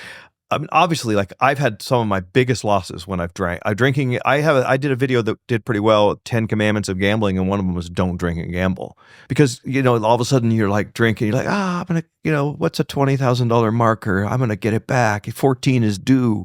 You start to make bad decisions. Yeah, drinking does. That makes sense to me, because it's like if you're signing a contract or buying something, if you're completely inebriated to the point where like you can't make a sound decision, you could argue that the contract is invalid because you are not sound mind. I remember there's that one case of the guy who lost, I think, tens of millions of dollars, and they said that he alleged that the casino, he was completely passed out, but they were still forcing drinks on him, and then bringing him these papers to sign to take out even more money so he could gamble it. Mm-hmm. He lost all of his money, but then sued the casino to try to get it back, saying he wasn't even conscious. Like, and they were purposely feeding him more alcohol than he could take. So I don't know how that ended up, but it just reminded me of like, this. I was, you're a smart young man. Like, that's why I go to even my HOA, like decisions on, like landscaping. I mean, it's like, but you talk about like running the world. Okay. Imagine if you were the supreme ruler of the universe. This is what we used to say to our kids when they're little. If you're the supreme ruler of the universe, now, that sounds pretty bad. So would you outlaw gambling completely? Would you outlaw drinking? Would you outlaw smoking? Like, I'm just curious. Like, I'm glad I'm not the person running the world. Yeah, my bet is that there probably should be a limit, that they shouldn't outlaw drinking entirely, but say, okay, you could have 3 drinks on the house. 0.08, certainly drive. Oh, you mean a limit on drinks at the casino? Yeah, so they'll bring you free drinks. Okay. But everyone gets 2 or 3. I see. After that, you have to pay for it. And maybe if you pay for it, there's that little bit of a barrier now that Sure. now it's on you. Because I know, like, I have a hard time turning down free things. If something is free, That's already on you, man. Like, if you have a hard time turning down free things, fix that. I'm just saying, but they could give 3 of them for free, and then everything after that. So you He's still addicted get, to free things. Outlaw free but things. if someone brings me food, like dessert is the worst. I don't like dessert. I prefer not to eat dessert. But if someone brings me a dessert, it would be rude now to turn it down. Like we went out to dinner the other night, and the guy brought us a dessert, and I'm not going to say no, I don't want that. It would be so. I ate the dessert. So if I had to pay for it, I wouldn't get it. Yeah. So at least for me, give a little bit for free, but then stop it there. That's what I would do. These decisions are very, very complex and out of my pay grade. I mean, like say, I guess we got on the tangent because I wish that there wasn't smoking in casinos because I don't like the way it smells, and it gives me like a headache. And I think it's terribly sad that some people have a problem with alcohol and get completely hammered drunk and then do stupid things that end up impacting their families and their lives. I think that's terrible. But I guess, it's a weird thing. And I don't know, are we in charge of our own destinies, or do we need, a government or some lawmaker to tell us what we can and can't do? I don't know. Where do you draw the line? Because I notice in a lot of casinos that they pump oxygen into the air, right? And they make it confusing. They say like, that. I mean, I don't know They if make it confusing. I don't know if the to oxygen thing's true. They Yeah. intentionally make them confusing. no clocks, no windows. You Yeah. can't tell like what time it is. You lose track of. So it's designed to like keep you in there as long as possible. Yeah. But where do you draw the line between like them? I don't know, having an advantage over like the average person? Like, I don't know. I'm just glad I'm not in charge. All I know is I enjoy it. I like going. I like getting free dinners. I like free desserts. I usually get like 5 spoons or 6 spoons, depending on how many people are there, and everyone takes a bite because, no one likes carbs because you see it on your news feed. Carbs are bad. You should just eat meat, like the Liver King. Yep. You said he was on your show? He was. That's awesome. Isn't he like one of those meat eater? He's He like just really he just moved eats up raw meat. there. Yeah. I mean, listen, Well, I don't he know. eats cooked meat. I don't know what he does sometimes. behind the scenes, but he brought us basically an animal that was raw. Every part of Testicles, it. liver, Jack kidney, loved the testicles. hearts. That was Did he? Yeah. It had everything on it. Yeah, the testicles honestly weren't the worst out of all of them. I think it was like the kidney. The kidney. Because it processes the urine, so it kind of tasted as you imagine urine would taste. Really? Yeah. Kidney was. Did it taste awful. like urine to you, Graham? Yeah, Because I I think so. know I you're don't more like the familiar taste with of that. liver, but yeah. Yeah, liver was also iffy. I'm curious. This is a bit of a tangent, but like you've mentioned before on a podcast, you're young, you're making a lot of money, and still you drive this like Toyota truck. Yes. Is there any particular reason why you don't want to maybe spend a little bit more of that money? Because I imagine you have plenty in excess. Yeah. I don't know. I just don't care enough. Like I was driving my mom's car. He bought my mom a new car, a Range Rover Autobiography. It's unbelievably nice. Wow, the Range Rover actually They sponsor us. Oh, cool. So shout out Range Rover. Rovers. The autobiography, very hard to get. The plug-in hybrid, we had to wait like Wow. 9 months to get it. Anyway, go ahead. I was driving it. It's so nice. And I was like, I got to worry about parking it next to another car. And what if like I have my pants are dirty and I get the seat dirty? I just don't care about the car enough to deal with the stress of wanting to take care of it or worry about speed bumps or anything like that. But yeah, I could. And sometimes I'm like, oh, should I get a nice car? But no, I don't care enough, I don't think. And what about girls? Yeah, what about them? Like dating as a younger guy, Yeah. making a good living, is there any sort of issue that comes with that? Like if you were to get a nice car, maybe you'd be attracting the wrong type of person. I don't think so. I think I have a fairly good filter on who's a good person and who's a bad person. But I try to be aware. Yeah. This kid is so freaking smart. Must be like an old soul or something. Like, I mean, I don't sort of make it interesting. Well, you probably was going to shut the hell up, but yeah. But it's like how logical he is about like cars and stuff. He just doesn't care. He doesn't need anyone's validation. You know, it's like, yeah, you could be dating supermodels, you know, whatever. Like, and then he'll be like, yeah, and I'd probably get her pregnant or get an STD, and I just don't care that much. Like he's like, you know, he's had like long-term relationship, very nice girls, and not like some ridiculous body count. I don't know if that's probably a level of detail you don't want to go into. But you know, like people, those you know, those guys on the reels, they walk up and they go, "What's your body count?" You know, like, I mean, like, and it's like, it's interesting. This kid has an insanely good moral compass that he got obviously from his mother. And but that's interesting. Did he ask you that question? Because I'm always sometimes he's always pushing me. He's like, you should. because you guys seem kind of antithetical to one another. Well, I'm not saying big that word. you're like, you know, like not responsible. I'm just no, saying I'm that a complete lunatic, and he's like completely normal. Yeah. It's really interesting. but he is still like, you know, you open up your pockets at the casinos, so you still spend money there. Yeah. Right? No, But didn't you EJ's say not that- in on the game. No, that's part of our agreement. I don't know if we've ever actually talked about that. I don't take any of the financial gain or loss from the gambling. That's me and WBG. So Yeah. so he does all the editing, which I like. In the beginning, it was like, I'll do the work, you do the gambling. That's how we started it. And then, I could He gets afford to involved do the in gambling side bets now, and but stuff. no, I don't. Yeah. I mean, once in a while, like, you know, like we'll do something, and then EJ might take like if it's a really good something good, he'll go, you know, I'll take 10% of the action, or like we constantly do side bets. Like, is it going to be blue or is it going to be green first? All right, I'll bet you $500 it's blue. Sometimes he gets in on the action, but he doesn't have a gambling problem. He doesn't have a womanizing problem. He doesn't have a car problem. This kid, So what problem do you have? one of them. He's What's We're my hiding problem? something. No, What's nothing. boring. No, I don't What's think so. what would you say your biggest problem is today? What I to don't- do with all the money, Tony? How to sp- No, I don't think. I'm very grateful in life right now. I don't have any bad habits or anything like that. I work too much, probably.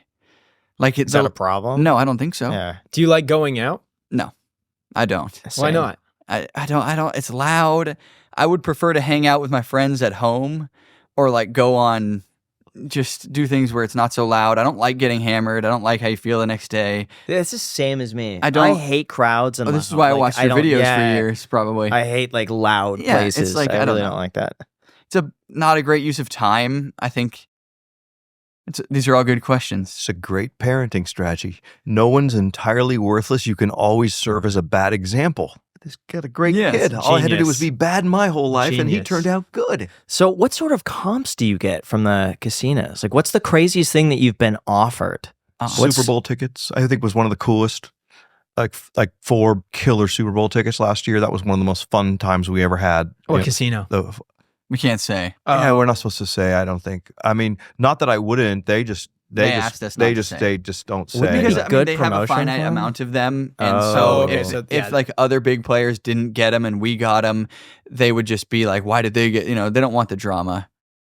Interesting. Yeah, I say that, but that and then the jet. You know, like some casinos have a jet, and I envision, I dream of a time where either I have my own or I only go to events where I get flown in their jets because they have them. So what was that like? Like, It's so cool. can you say what casino offered that? Or No. no. You can't. What, Same what- thing. so I don't what want. do I they don't want. do? Also, I don't want. Yeah. Yeah. How does the jet work though? Because you live here. Where'd you Oh, fly? why would? I mean, you fly to. There's casinos Oh, there's- everywhere now. I mean, I there's see. literally casinos everywhere. Like, Oh, so they flew you to another casino. yeah. yeah. So there's casinos everywhere in this country now. It's interesting. I went to Northwestern, and great hospital, by the way. Had to have a surgery, and there was a casino like right there in downtown Chicago, like literally like a block from the hospital. Like I was supposed to stay in bed for a couple of days, got bored. The next day after the surgery, I went down to the casino, took it easy, was just sitting there pushing buttons, didn't extrain myself, doctor. I mean, I'm in Indiana visiting my friends in Indianapolis. You know, we went to the Indy 500, started raining. I left before the race started. We go, what do you guys want to do? Like, there's a casino nearby. We went to this casino in Indianapolis. We go to Minnesota to go fishing. You know, we're like, hey, there's a casino. Should we stop there? There's casinos everywhere. So they fly people. So I see this guy Ryan Trahan on YouTube all the time, and he makes these videos going to the worst rated Airbnb or the worst rated something like that. That would be kind of interesting. I don't know if you guys have done something like that or ever considered going to like the worst rated casino in Vegas and then like going crazy there. I don't know if they want to be called the worst rated. Yeah. Though, you know? That's okay. That's a fair point. But I know like, and then, you know, you could give it an honest, objective review or something like that. But that would be kind of interesting seeing, I don't know, something completely different. I mean, there's never a shortage of ideas. I mean, EJ's been incredibly smart about what to say and not say and do and not do. That's why we never go live, you know, on YouTube. A lot of people say, why don't you guys go live? It's like, it's just too valuable to us. You know, what if you said something dumb or, you know, like, and you don't want to, and then we might say something that's taken out of context. So I get concerned, you know, with podcasts like this. I mean, just what, you know, I don't want to ever say anything dumb or like people say, he was mean to that casino. And then someone might say like, well then, gosh, if he said that bad thing about that casino, I don't want to, he might say bad. So we never say anything bad about it. We never say anything bad about any casino. And I don't heap praise on any particular casino, you know, I mean, unless and until such time as they know I own that casino or I have an exclusive marketing rights with that casino and I get free desserts forever or whatever the case may be that makes me so happy about that casino that I might say something. But I mean, we try to remain neutral and say, you know, I'm out. Does that make sense? Yeah. And gambling, I kind of just thought is one of those hobbies too that you can continue doing if you do it responsibly for a long, long time. Yeah. So technically, I mean, this could be going on for a good amount of time. I'm like 90, you know. I mean, you could still what do you want to play today? Yeah, just rolling you out there. Yeah. I'm on the oxygen. Yeah. Well, here's what I'm curious about, because if you say you lose 20,000 a month in losses, I bet the comps have to far exceed what you're losing. Yeah. That's you do a great talk on this. Yeah. I mean, someone How made do you that value them? Someone made that the central point of their clips that I saw of it, you know, or their title is like, you know, make $250,000 worth of dinners or something like that. I mean, hey, you know what? The comps are great. I mean, I don't pay for meals. I don't pay for drinks. I don't pay for whatever Shows. else. I you know, like tonight I'm going to the Knights game and I'll be in a suite and there will be, you know, it'll be like the best seats and it'll be fun and there'll be free food and drink. And I love that kind of stuff. You know, we go to UFC, we get great seats, the rodeo, you know, I mean, I get called, do you want rodeo tickets? Do you want this? Do you want that?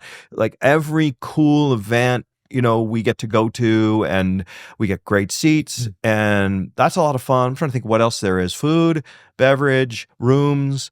You know, it's like, I'm like, you know what? Can I get a ridiculous suite because I want to go and have a few friends over? Like, and we happen to be here right now. Sure, no problem. Let's see what's available. Walk in. There's like, 5,000 square foot suite. You know, it's really cool. Again, EJ would never do that. He doesn't like to go out or anything like that. I love all that stuff. So I get a lot of value. It's like being a member. I've used this analogy before. It's like being a member of a country club. Let's say I spent $250,000, there's a country club here. I don't know how much it is, like the good ones here. The Summit. Let's say the Summit probably costs $250,000 a year, right? Yeah. And so they get to go schmooze at the Summit and go down there. I mean, I'm sure the networking there is, you know, they're all billionaires. That'd be great, you know. But it's like being a member of the Casino Country Club. You know, you get to it's an investment in a lifestyle. That's one way of justifying. You know, gamblers are great justifiers, but yeah, there's some incredible comps. What's the most that you've seen somebody else win? Well, a friend of mine came here for his birthday recently and hit the million at the Wynn. And wasn't it like 1.5? Yeah, it was. Yeah, it was like a lot. But you know, he's playing $2,500 a spin. He texted me. He said he won $500,000 the other night at the Bellagio. You know, again, but these people who you hear these huge win stories, you understand, they're like spending as much as $2,500 a spin on these machines, and in 10 minutes you can lose 100 grand. It's 400 bets, right? 400 bets. 400 bets is $1 million. Yeah, so 400 bets on a slot machine, you can lose that easily in a day. So when you hear about somebody winning $1 million at 2,500 to spin, I think it's all relative to how much you're betting.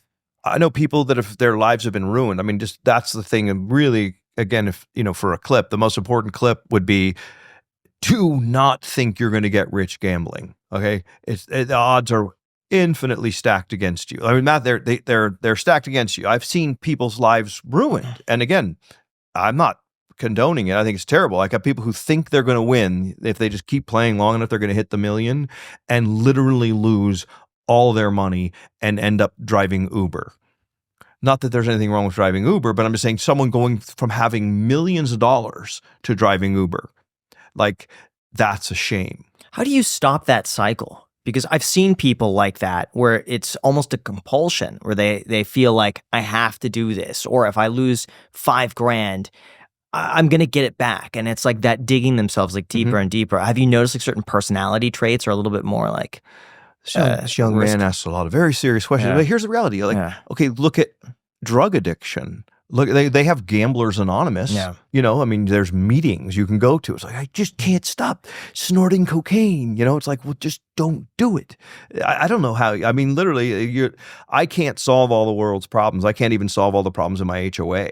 You know what I mean? I mean, I keep bringing that up because it's funny and it's current. It's in my life. Like, it's easy to criticize and it's easy to say like, well, this is a problem. But there's always like two sides to one coin. So it's like, okay, yeah, gambling is bad and lives have been ruined. All right, all casinos closed in the entire world because some idiot can't stop gambling. Like, is that the right answer? I don't know. Yeah. But I mean, if they're watching it now, I think it's important to educate yourself about gambling, what the real cost of it is, be responsible. And if you do lose, don't chase it. Something that we always talk about is like, if we lose 10 grand, it's so easy to lose another 10 trying to chase it. Yeah. You just have to book the loss, go home. Or do a get even and get even worse. No, And we then book the loss after the get even or get even worse. That's right. Yeah, you lose 5, then you lose the $5,000 get even or get even 10 worse. is the limit. Then you book the loss. Well, I don't know what our limit is, but I'm just saying, learning how to book a loss rather than chasing it's very important in gambling. Being able to go home, shake it off, reset, and continue to play the size that you are budgeted to play is really important. This is a great question. When do you walk away when you're up? No, you can't. No, I'm just kidding. Yeah. You can't leave a hot machine. You can't leave a cold machine. For me, that's the hardest part is to walk away up. Yeah. Because I then feel like all the profit that I just made, now it's free. Mhm. And now I can just play with that because, I'm not going to lose what I put in. Yeah. WBG, our partner, he has a great line. He says there's no such thing as house money. When the money moves to your side of the table, when the credits are in the machine and they're yours, that's your money. And you can't think of it as house money because then you start betting bigger and the house just has a bigger and bigger edge. As soon as you have the money, it's yours and you have to look at it that way. It's kind of shift in thinking, and it's hard because let's say you hit your number on roulette and you're up 1,000 immediately. You're like, now I got 1,000. Well, that's your 1,000 because you took the risk to get it and you already, you gave the casino the edge and now you have your reward. You're just going to give them more edge if you play more, bigger, or anything. Very well said. On our long form, on our YouTube channel, there's a lot of education. WBG is an absolute genius on gambling, and he just because he's devoid of emotion when it comes to wins and losses. Because he just knows. Like we'll lose a $10,000 or like an $8,700 hand or whatever of baccarat. Like we're doing our 870,000 subscriber thing, and I don't forget if we won or lost that one, but if we won. What? Well, okay, 8,600 we lost. Yeah. Okay, so we $8,600 hand, and I get just I hate losing $8,600 hand, and I'm so emotional. He does not care because he looks at it like EJ said earlier. Let's say it's a 1.1% advantage. Playing an $8,600 hand, he's detached from the result. He looks at it as 8,600 times 1.1%, so it costs $88.30, and it's like how upset he can get about losing $88.30 because he knows if he's not, that's not the last hand he's going to play. So really, he lost what was the house edge, and he's such a mathematical thinker, whereas me, I'm like emotional roller coaster. Yeah, you have to be like that. So I'm always talking about the high water mark. To your point, Yeah. I got to learn how to quit at the high water mark, and I think, and again, I believe in superstition. I'm like a Me tip too. gambler. Yeah. Like in my gut, I know when that high watermark is. Now, in our case, we have to keep playing more because we can't just say today's video is 2 minutes long. Yeah. You know, it's like, why you do it on the treadmill? It needs to be 45. You know, so like last night when I was over at Red Rock, I was playing Ultimate X, put $500 in the machine, and I had a pretty good bunch of multipliers, and I got dealt 4 kings, and I had like $2,700, and I said to myself, you should quit. You just won $2,000, $2,200. That was easy. You should quit. I'm like, $2,000 floor. And then so I keep playing 2,000. I'm like, my floor is a little flexible. $1,500 floor, $1,000 floor, $500 floor, hit the floor, put another 1,000 in. Like, that's what people do. You get, when that little voice inside your head says you should book this win, listen to that voice. Take the money, go to the spa. Oh, that's another great free comp is free spas, free massages, free hydrofacials, free pedicures. There's great spas here in town. Take your wife shopping, buy her a present, go to the spa, book the win, go to the airport and go home.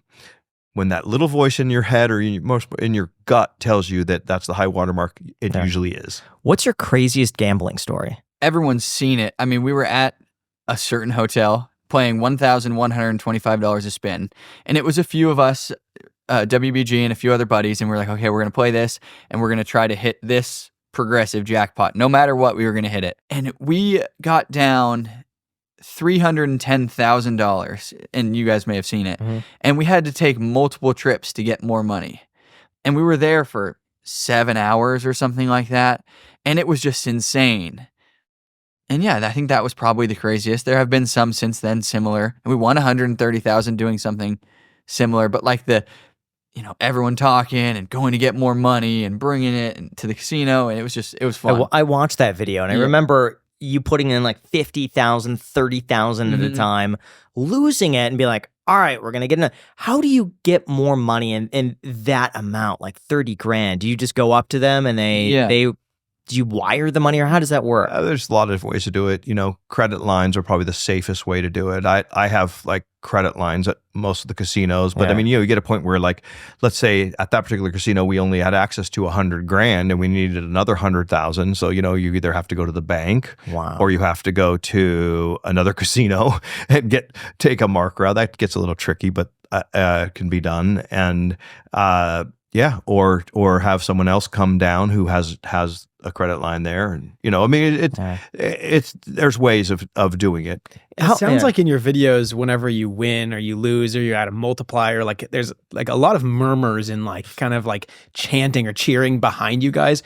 Is there typically a crowd of fans or viewers that kind of like start accumulating when you're gambling? More and more recently, yes. Yeah, because I've noticed that a little bit. Mm-hmm. How is that a pretty quick thing? Like as soon as you sit down, or depends. I mean, it's getting to be pretty. It's an integral part of our like production because I had an interesting story where I was at the Conor McGregor Floyd Mayweather fight, and I was in the restroom and I was peeing, and there was a guy next to me who weirdly I was talking to. Well, because it was very crowded. I don't know.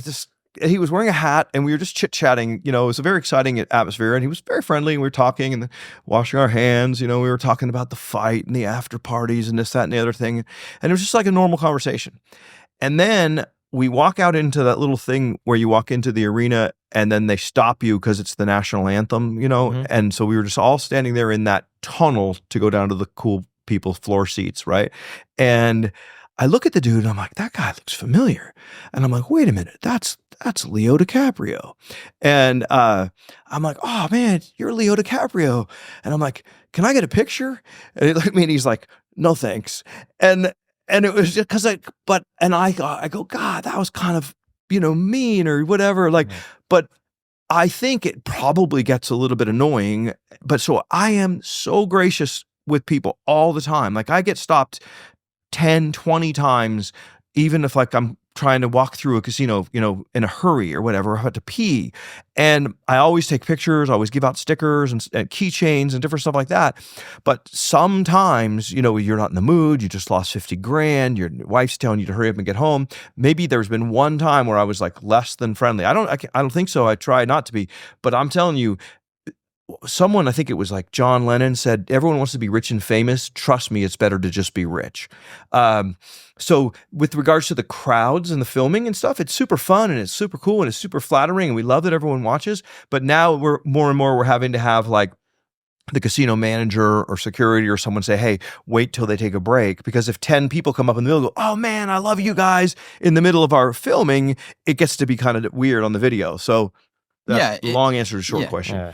My thought on it has always been like, we love everyone. But when we're making a video, we have to prioritize the 500,000 people that are going to watch the video. And we will take breaks when we can to talk to everybody that wants to say hi. But the crowds are cool, especially when we have a big bonus and everyone's yelling.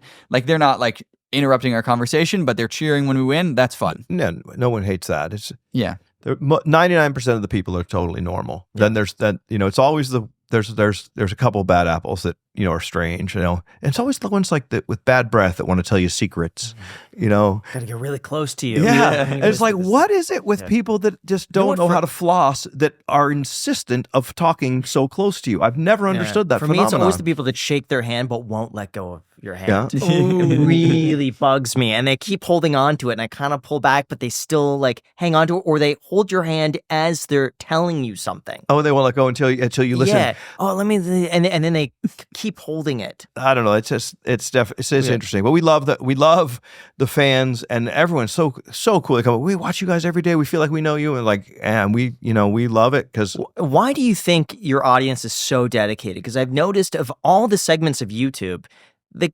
gambling channels have a very dedicated audience where people watch consistently every single video from start to finish. And these aren't short, like 5-minute clips. I mean, these are like hour-long videos daily. Yeah. Why? It's a great question, and I probably should have a better answer as to why. I think there's a lot to it.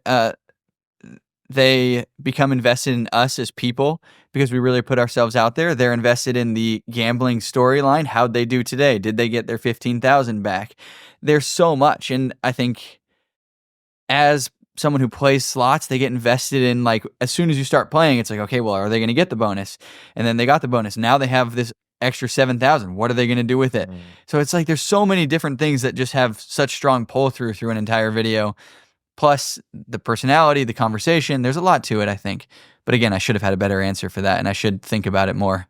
Yeah, so it depends on if you're talking about RGAR videos or like gambling videos in general. I would say both. Yeah, but I mean, like gambling videos in general, I just think, like, I watch them. Like I watch the short form, like, which I think a lot of people just watch the short form, and that's easy because it's like, oh, that guy bet $100,000 on a roulette spin. I'm gonna see if he won or lost because I like the reaction. Like when they win, it's like, when they lose, it's like, oh, So and it's only 30 seconds or 60 seconds, for a short. The long form, I think, is a whole different animal. So someone's not going to watch a 60-minute or a 45-minute video unless they're interested. And so then to all of EJ's points, like ours is a lot more than just gambling. Yeah. And we talk about everything. What's the most you've bet on a single hand? 20,000, I believe. 40. 40? 2 hands of 20, remember? Yeah, the table limit was 20. We were being silly, and like we lost like $1,000 hand. And then we go, okay, let's bet 2. And then we said, okay, let's bet 4. Or no, that math doesn't make sense. But we might have jumped to like 10. Or maybe we lost the 4, so we're out 7, so we bet 10, and we kept losing. So then we bet 20, and then we lost. So we lost like 5 in a row, and now we had lost almost $40,000. And so then we decided we're almost out of money. We decided to bet 40,000, and we couldn't. The table limit was 20,000, so two of us did 20,000 each on a hand of baccarat. Yeah, baccarat, and we won. But I mean, we could have just as we had a 50-50 chance because it's never due. That's people think things are due. It's never due. No, I don't know what the world record is for number of player or banker hands or hands where the dealer wins in blackjack, but it's a lot, and it's more than you can double. But we got lucky and we won that hand for 40,000. What are your thoughts on online casinos? We are partners with FanDuel Casino, and we do have thoughts on them. Yeah. Would you like to share them, or do you want me to? I'd like to hear your thoughts. I think that in the United States, there are only a few regulated real money online casinos. There's FanDuel Casino. There are a few of FanDuel Casino's competitors. They're legal in 5 states. And everything else that is not that is operating in a sweepstakes gray area, which we do not want to venture into. So like you can't gamble here in Vegas online. When we do make videos on FanDuel Casino, we have to fly to a state where it's regulated, and then we set up and we play, and it's a lot of fun. I think that just like anything, you have to be careful. You have to make sure you don't go outside of your budget and everything. The access to online is a little bit easier, so you might want to even be more careful about it. But it is fun. It's cool. And yeah. And also, like, you know, the RTP, the return to player. Yeah, this is a good on point. online casinos, the legitimate ones. Again, that are, you know, just the states, like what EJ said. The RTP is actually higher. Almost across RTP is return to player. Did you say almost that? across the board. So like if you play the same game in the casino in a land-based casino versus online, you actually have, because they don't have the overhead, they don't have to pay dealers, they don't have to pay this, that, the other thing. Right. Like, so they have a lot less overhead, and they actually pass through. You know, the player's still going to lose, you know, but if you're like only losing 3% per spin instead of 8% per spin on an identical game, the online casino is actually the better move. I also like it because I can play in my pajamas. I also like it because nobody smokes. You know, there's a lot of things I like about it. I can play Ultimate X, 10 play bonus poker on my phone. I was playing, they sent us to a Detroit Pistons game, and I was like on courtside. I don't really care about the game that much, and it was a blowout. So I was like playing video poker on my phone while I was watching the game, and for real money, for like you can bet a lot. And then there's certain casinos that, you know, like I say, that are maybe like in another country might be legal, but not in the United States. So Why is it so banned in all these states except for 5? Like, what's the reason behind that? I think the land-based casinos probably lobby very heavy against it. Yeah. it's all That makes sense. Politics. Yeah, there's so everything you ask is all like, these are not my decisions, sir. Yeah. You know, like, Why? because you got lobbyists, you got all this money in the land-based casinos, you know, and it's like, who's going to pull the strings? You know, it's all the people who make the decisions. I think these are our senators and our congressmen and the president and so forth, and it's all very complex. Every issue is extraordinarily complex. I remember in California, I was very confused. I went to I forget what, Pachanga Resort, and they didn't have dice. Like, dice were not allowed in California. Right. And so they'd use cards instead. And then I would look it up and see, well, okay, it's because it's on an Indian reservation. There was some sort of regulation that was passed decades ago about not using dice. Imagine. Yeah, they have like roulette wheels with cards. Yeah. I've seen them. They're weird. Right. It's the same thing. Like, it doesn't make sense. Yeah, people will find a way around it. It's all very complicated. And I'm certainly glad that I don't make the decisions. But yeah, like, why is it legal in one state, not in another? You know, online gambling is huge in other countries, not here, only in 5 states. The other states, you know, I mean, there's interest, there's lobbying, and eventually it gets to the point where the lawmakers make the laws, and then all we have to do as the people of the citizenry of the world is follow the laws as they're written, if you can figure them out. Dana White's dream, as he said, is to play $1 million hand. That's what he said. Mm-hmm. I don't know if he's been able to do that already. I saw that. He wants to have a 30 million line of credit and be able to play $1 million a hand against them. So like I think he would be able to get just $1 million hand down probably, but I don't think anyone wants to take the action like a $30 million swing against him at those limits. It could ruin a casino's quarter. Like MGM, I read, or maybe it was when you MGM. ask why not, you sound like WBG, because he knows, he's like, well, we're winning. We would have the edge against him, but you could get beat. Like there's like for shareholders and stuff like that. It's someone gets lucky. Like, I mean, you can have all the people sitting there playing $1 a spin, and drinking free cocktails and so forth and so on. You have one whale that comes into the high limit room and beats you for $90 million. You got shareholders to report to and so forth. So if Dana, who's a really lucky guy, and he just like leads a charmed life, knowing him, he'd get a $30 million credit line, and he'd go in and he'd get on a total terror, and he'd win like $100 million, and cause the stock price of that casino to drop or something. That's probably what. And then he'd probably never play there again. But like, big gamblers will make deals with casinos where they will say, I agree to play for this amount of time if you give me this limit, and I'll play over a certain period of time, and then they'll get those sort of deals approved. Wasn't there a guy who negotiated with the casinos slightly where it was in his favor, and they never did that again? I read a story about this. I don't know if I've heard that story. He brought in like $20 million, but he said, I'd play under these conditions, and they really wanted this business. Phil Ivey. That's Phil Ivey. Was that Phil Ivey? Yeah. But he was, I think the cards were marked slightly where he knew Yeah. he had an edge. Sorting. They weren't aware of it at the time. I don't think the casino I thought there's so many weird rules where it gave him like a 1/4 percentage point in his favor, but they wouldn't think about it. Like the dealers can't hit on this soft 17 and like melding. And again, like we're not the encyclopedia of gambling. And by the way, we're not whales. Like we don't ever do any of these things these huge gambles. These are whole different levels of people. There's two different things. Like he did say like, okay, I want. I mean, something like I want an Asian dealer, and I want this brand of cards, and I want whatever. Like he had things that would like yes. Yeah. But what they didn't know is he could look at the edge of the cards and tell if it was a face card or not, or something like that. Yeah. Again, this is public information, I believe. Okay, like sure. I'm not claiming that those are the exact facts, but I'm pretty sure that that's the essence of it.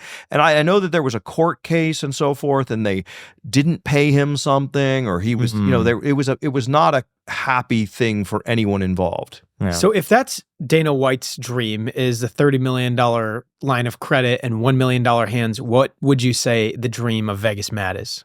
I like having fun.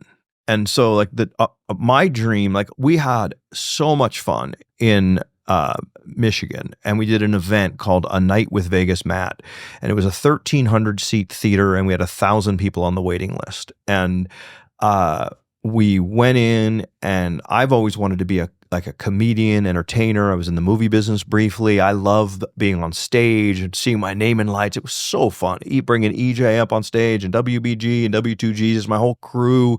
And then all these nice people who, came and we had the most fun, and we gambled together. We all went out on the casino floor. The place had like one of their busiest nights in history. I enjoyed the heck out of that. And my dream would probably be to have a jet, and because I don't like going through TSA, and fly like from casino to casino at a reasonable pace, like maybe like one a week or something like that, and then just cruise around the world with my kid and my friends and gamble and have a lot of fun. Like that's kind of fantasy-esque at the moment, but not that terribly far off actually. But and I can see that happening. But gambling wise, like we've talked about $1 million hand for 1 million subscribers, and I'd like to do it, and we could do it. There's a 50-50 chance we'd either win or lose. The thing we got concerned about is, one, it is hard to find a casino that will take $1 million hand. And then the other thing is it would be amazing if we won. And I've talked to a couple casino owners, and it's like, yeah, it would be great if you guys won. And then if you lost, it doesn't look good either, and it's not good for either of us. And so that was a dream that has not come to fruition, and I'm not sure that the $1 million hand will. I bet you could do $150,000 a hand and just do, however many 7 hands. casinos or something at one. Or there's a lot, but I just don't know that that we'd get the bang for the buck, or if it's worth it. Where EJ comes up, this is the thing, he comes up with a new idea. He and WBG, sometimes I have a little input with a new idea for something actually interesting to watch every single day. I mean, how many people have a 45-minute a day TV show 7 days a week for 750 days straight? There's a lot of creativity in that little brain of his. And so he just keeps thinking of ideas, and I'm sure and if you guys come up with any great ideas, by all means, let us 100%. know. You know, we can execute as Yeah. long as it's legal and nobody gets hurt. And there's What's your biggest insecurity? being asked a question I can't answer. My biggest insecurity, I don't know. I think I got over most of them, but like I was pretty insecure about being like totally fat after that one podcast where they had like 10 cameras on my jowls, so I like lost like 50 pounds. Like, Was that really the catalyst? yes. You should have seen Yeah. it. Like did you get comments or I mean, did you you're just welcome see it yourself? you're welcome if it's be funny. Pop it up. I've done You're this. welcome to pop it up. I'll pop it like up. from Dylan's podcast. Like just find like You the just said it worst was like a angle of frog, me. like, Shout out I looked Dylan. like I had like a frog neck. I mean, it was absolutely. I just was like, Matt, step away from the food. You know, because it's like I like went to Vegas. I gained a lot of weight because I was like, you get free food. Like I'll take the ribeye. The cream corn. You know, can we get that seafood tower? That was really fun last time. What else should we get? The scallop potatoes here are just unbelievable. Do you want some scallops as a side? Anyone else want anything? Anything at all? Like, let's just, because we just lost 20 grand. I want to eat 20 grand of food. And it's just like, Yeah. so I don't know. I will get too vulnerable here, so I don't know what where you're going with that, doctor. But what in terms of How did you lose the weight? Was it purely just cutting back on eating, or was there like a workout routine, or did well, you? I would like to have a sponsor for this, but I'll Yeah. tell you what, I did make a lot of money on the stock of the company whose product I used to lose the weight, and 'cause it's like everyone else, the shots, Okay. Yeah, I mean those things are. I mean I don't know, probably bad side effects. I mean don't blame me. I don't get paid by these people, but I'm just telling you that I wasn't hungry. You know what I mean? And it's like this is Yeah, I know a few people who have weight loss yeah. secret, and I'm just gonna. And this could be something you could clip. It's gonna be here's VegasMatt's weight loss secret. Don't eat a lot and move more, and you will lose weight. Now, if you eat like a pig all the time and drink a bunch of alcohol and don't exercise, you're going to be fat. I don't know. Wise words. Yeah. No, and then that shot thing just makes it so you're just not hungry. And so the weight just falls off. At least Didn't it also get rid of your urge to drink? yes. Yeah. Because you just don't want to consume anything. Like it's interesting. Now, it may end up causing us to all grow third eyes in the middle of our forehead, and like I don't know. Like drugs are bad. Like it's better to probably just breathe pure oxygen, exercise, and listen to the people on Instagram. Yeah, there was a thing about Ozempic where they said it cut down on compulsions. Yeah. And I think gambling, believe it or not, was one of those things that it was proven in their studies to cut down on. Yeah. Interesting. I mean, Didn't work for him. It hasn't worked on me yet. But that was Monjaro, I guess. Yeah. It's fascinating. Like there's so much to discuss other than gambling. I mean, you guys ask good questions, and I feel like we've gotten on fun topics, but it's just like, yeah, are drugs bad? Are there every discussion, someone has to make these decisions. Are vaccines good or bad? Is it better to be a vegan, or is it better to eat nothing but animals? Like literally, you have people that are on both. Like someone says, just don't eat any animal anything, and you'll build more muscle, like the vegan weightlifter. And then there's the liver king, and they're both super passionate about what it is that they believe. I guess that's wonderful. We can believe what we want to believe. Or, some people think better, like I have a friend whose dad was a doctor, and he literally believed in better living through chemistry. You had a problem, he had a drug for it. And he that's what he really believed. Like doctors believe, like, hey, you got a problem here, here's an antidepressant, here's a stimulant, here's a weight loss shot, here's this. And then there's others like my wife who are like, you wake up every morning at 5, you do Pilates, you have celery juice, you drink all this other stuff. I mean, she's so doggone healthy, it's unbelievable. How long have you been married? April of 89, so 35 years. What are the secrets to a 35-year marriage? Oh, well, my upcoming book on how to make excellent decisions is going to be coming out shortly. Of course, it says the gambling degenerate. I think marrying the right person is a very good, I don't know, I look back, maybe when I was your age, I was making really quality decisions, and I was wise beyond my years. I married a girl who was like honest, and a girl who was, had a good moral compass and who was nice and kind and a good cook and It's a better answer than you usually give. well, what am I supposed to? Oh yeah, I usually joke. I mean, I don't know. I'm in a mood. I've been talking for like 3 hours. I'm getting tired. I feel like Trump and Rogan here. But I usually say just don't marry a bitch, you know. And that's I always try to be funny. You know, you got to be politically correct these days. That's why I have EJ, you know, like, but I mean, it's just true. Cause like I see so many people that marry and then their marriage is just nonstop fighting and a jealousy and all this weird stuff. That's like, don't marry someone that you're arguing with constantly or that doesn't trust you or that is mean to you or whatever. Like, you know, like fall in love and live happily ever after. Like it might take you a little while to find the right person, but they're out there and don't give up. And you can always go on Tinder. And I don't know. That was another joke, but didn't land very well there. Sorry. I don't know that. And then, and I've also just been really lucky. I'm actually writing a book. Cool. And it's basically called The Art of Being Lucky.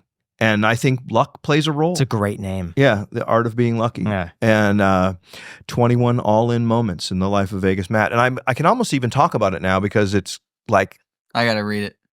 Yeah, well, listen, I don't need you involved in my side projects. You had nothing to do with this it's my book. It's not like 75% done. It's a lot of work to write a book. But it's The Art of Being Lucky. So like, and maybe I just got lucky and I found the right woman. I mean, really what it boils down to. And also like, it's not like I'm going to write a parenting book. Like, let's go gambling with your son, encourage them to have parties, and then they'll grow up to make good decisions. You know, like but I got lucky had good kids. How has this changed your relationship together? Now, like you're working with each other. I don't know that it's changed that much. Like our dynamic is still very the same. We give each other a hard time. We have fun. Maybe there are a few more serious moments, but I think all in all, it's the same it's always been. Do you ever get into creative disagreements? No, because I decide. You have control over it. Do you ever push back on some of his ideas? Like, not really, because otherwise, I mean, I'm smart enough to know that if I start getting involved in that, then I'm going to have to be involved. You know what I mean? Okay. Like, you've seen my aversion to politics, complicated decisions, you know, things like that. Like, if I can avoid responsibility, I will at all. So, like they come up with the titles, they come up with the concepts. I'm just a pretty face. Who I am now, thanks to. I think part of it is also we just want him to come and have fun. That's like, if he's able to have an authentically good time and never get sick of it, then that will keep it being entertaining. Wait. You got really mad at me, and like we have like I'll drop like an F-bomb or whatever. Like I've lost my temper at him because like we're playing blackjack and I'm just getting absolutely smoked. You know what I mean? Literally the dealer has a 10 up every single time.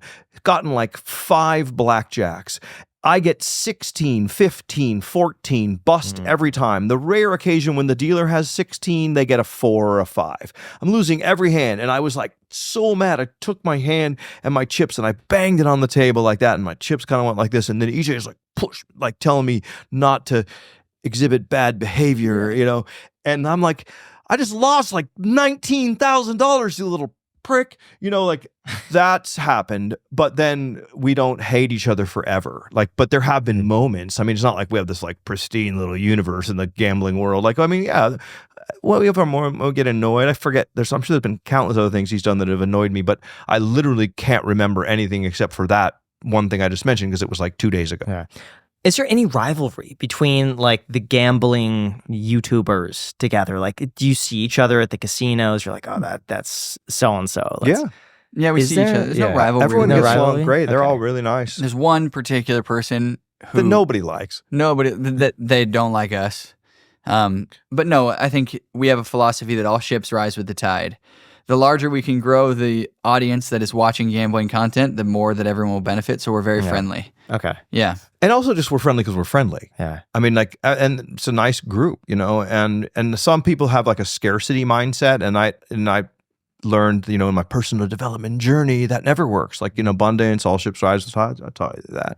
Yeah. And then get along and help others and give more than you expect to receive. And so, yeah, like we all went up to Reno for NG, is another big salon influencer. We went to his birthday party and everybody was there. We were all up all night gambling together, filming content, being on each other's lives and stuff like that. And it's a really nice community. Everyone seems to get along great. Thank you so much for your And, time. I really appreciate this. Yeah, it was good times. Yeah. Thank you. And we'll Thank link you to for all coming your on. information down below in the description. Thanks so much Appreciate for it. coming. Thank And you guys for watching. Till next time.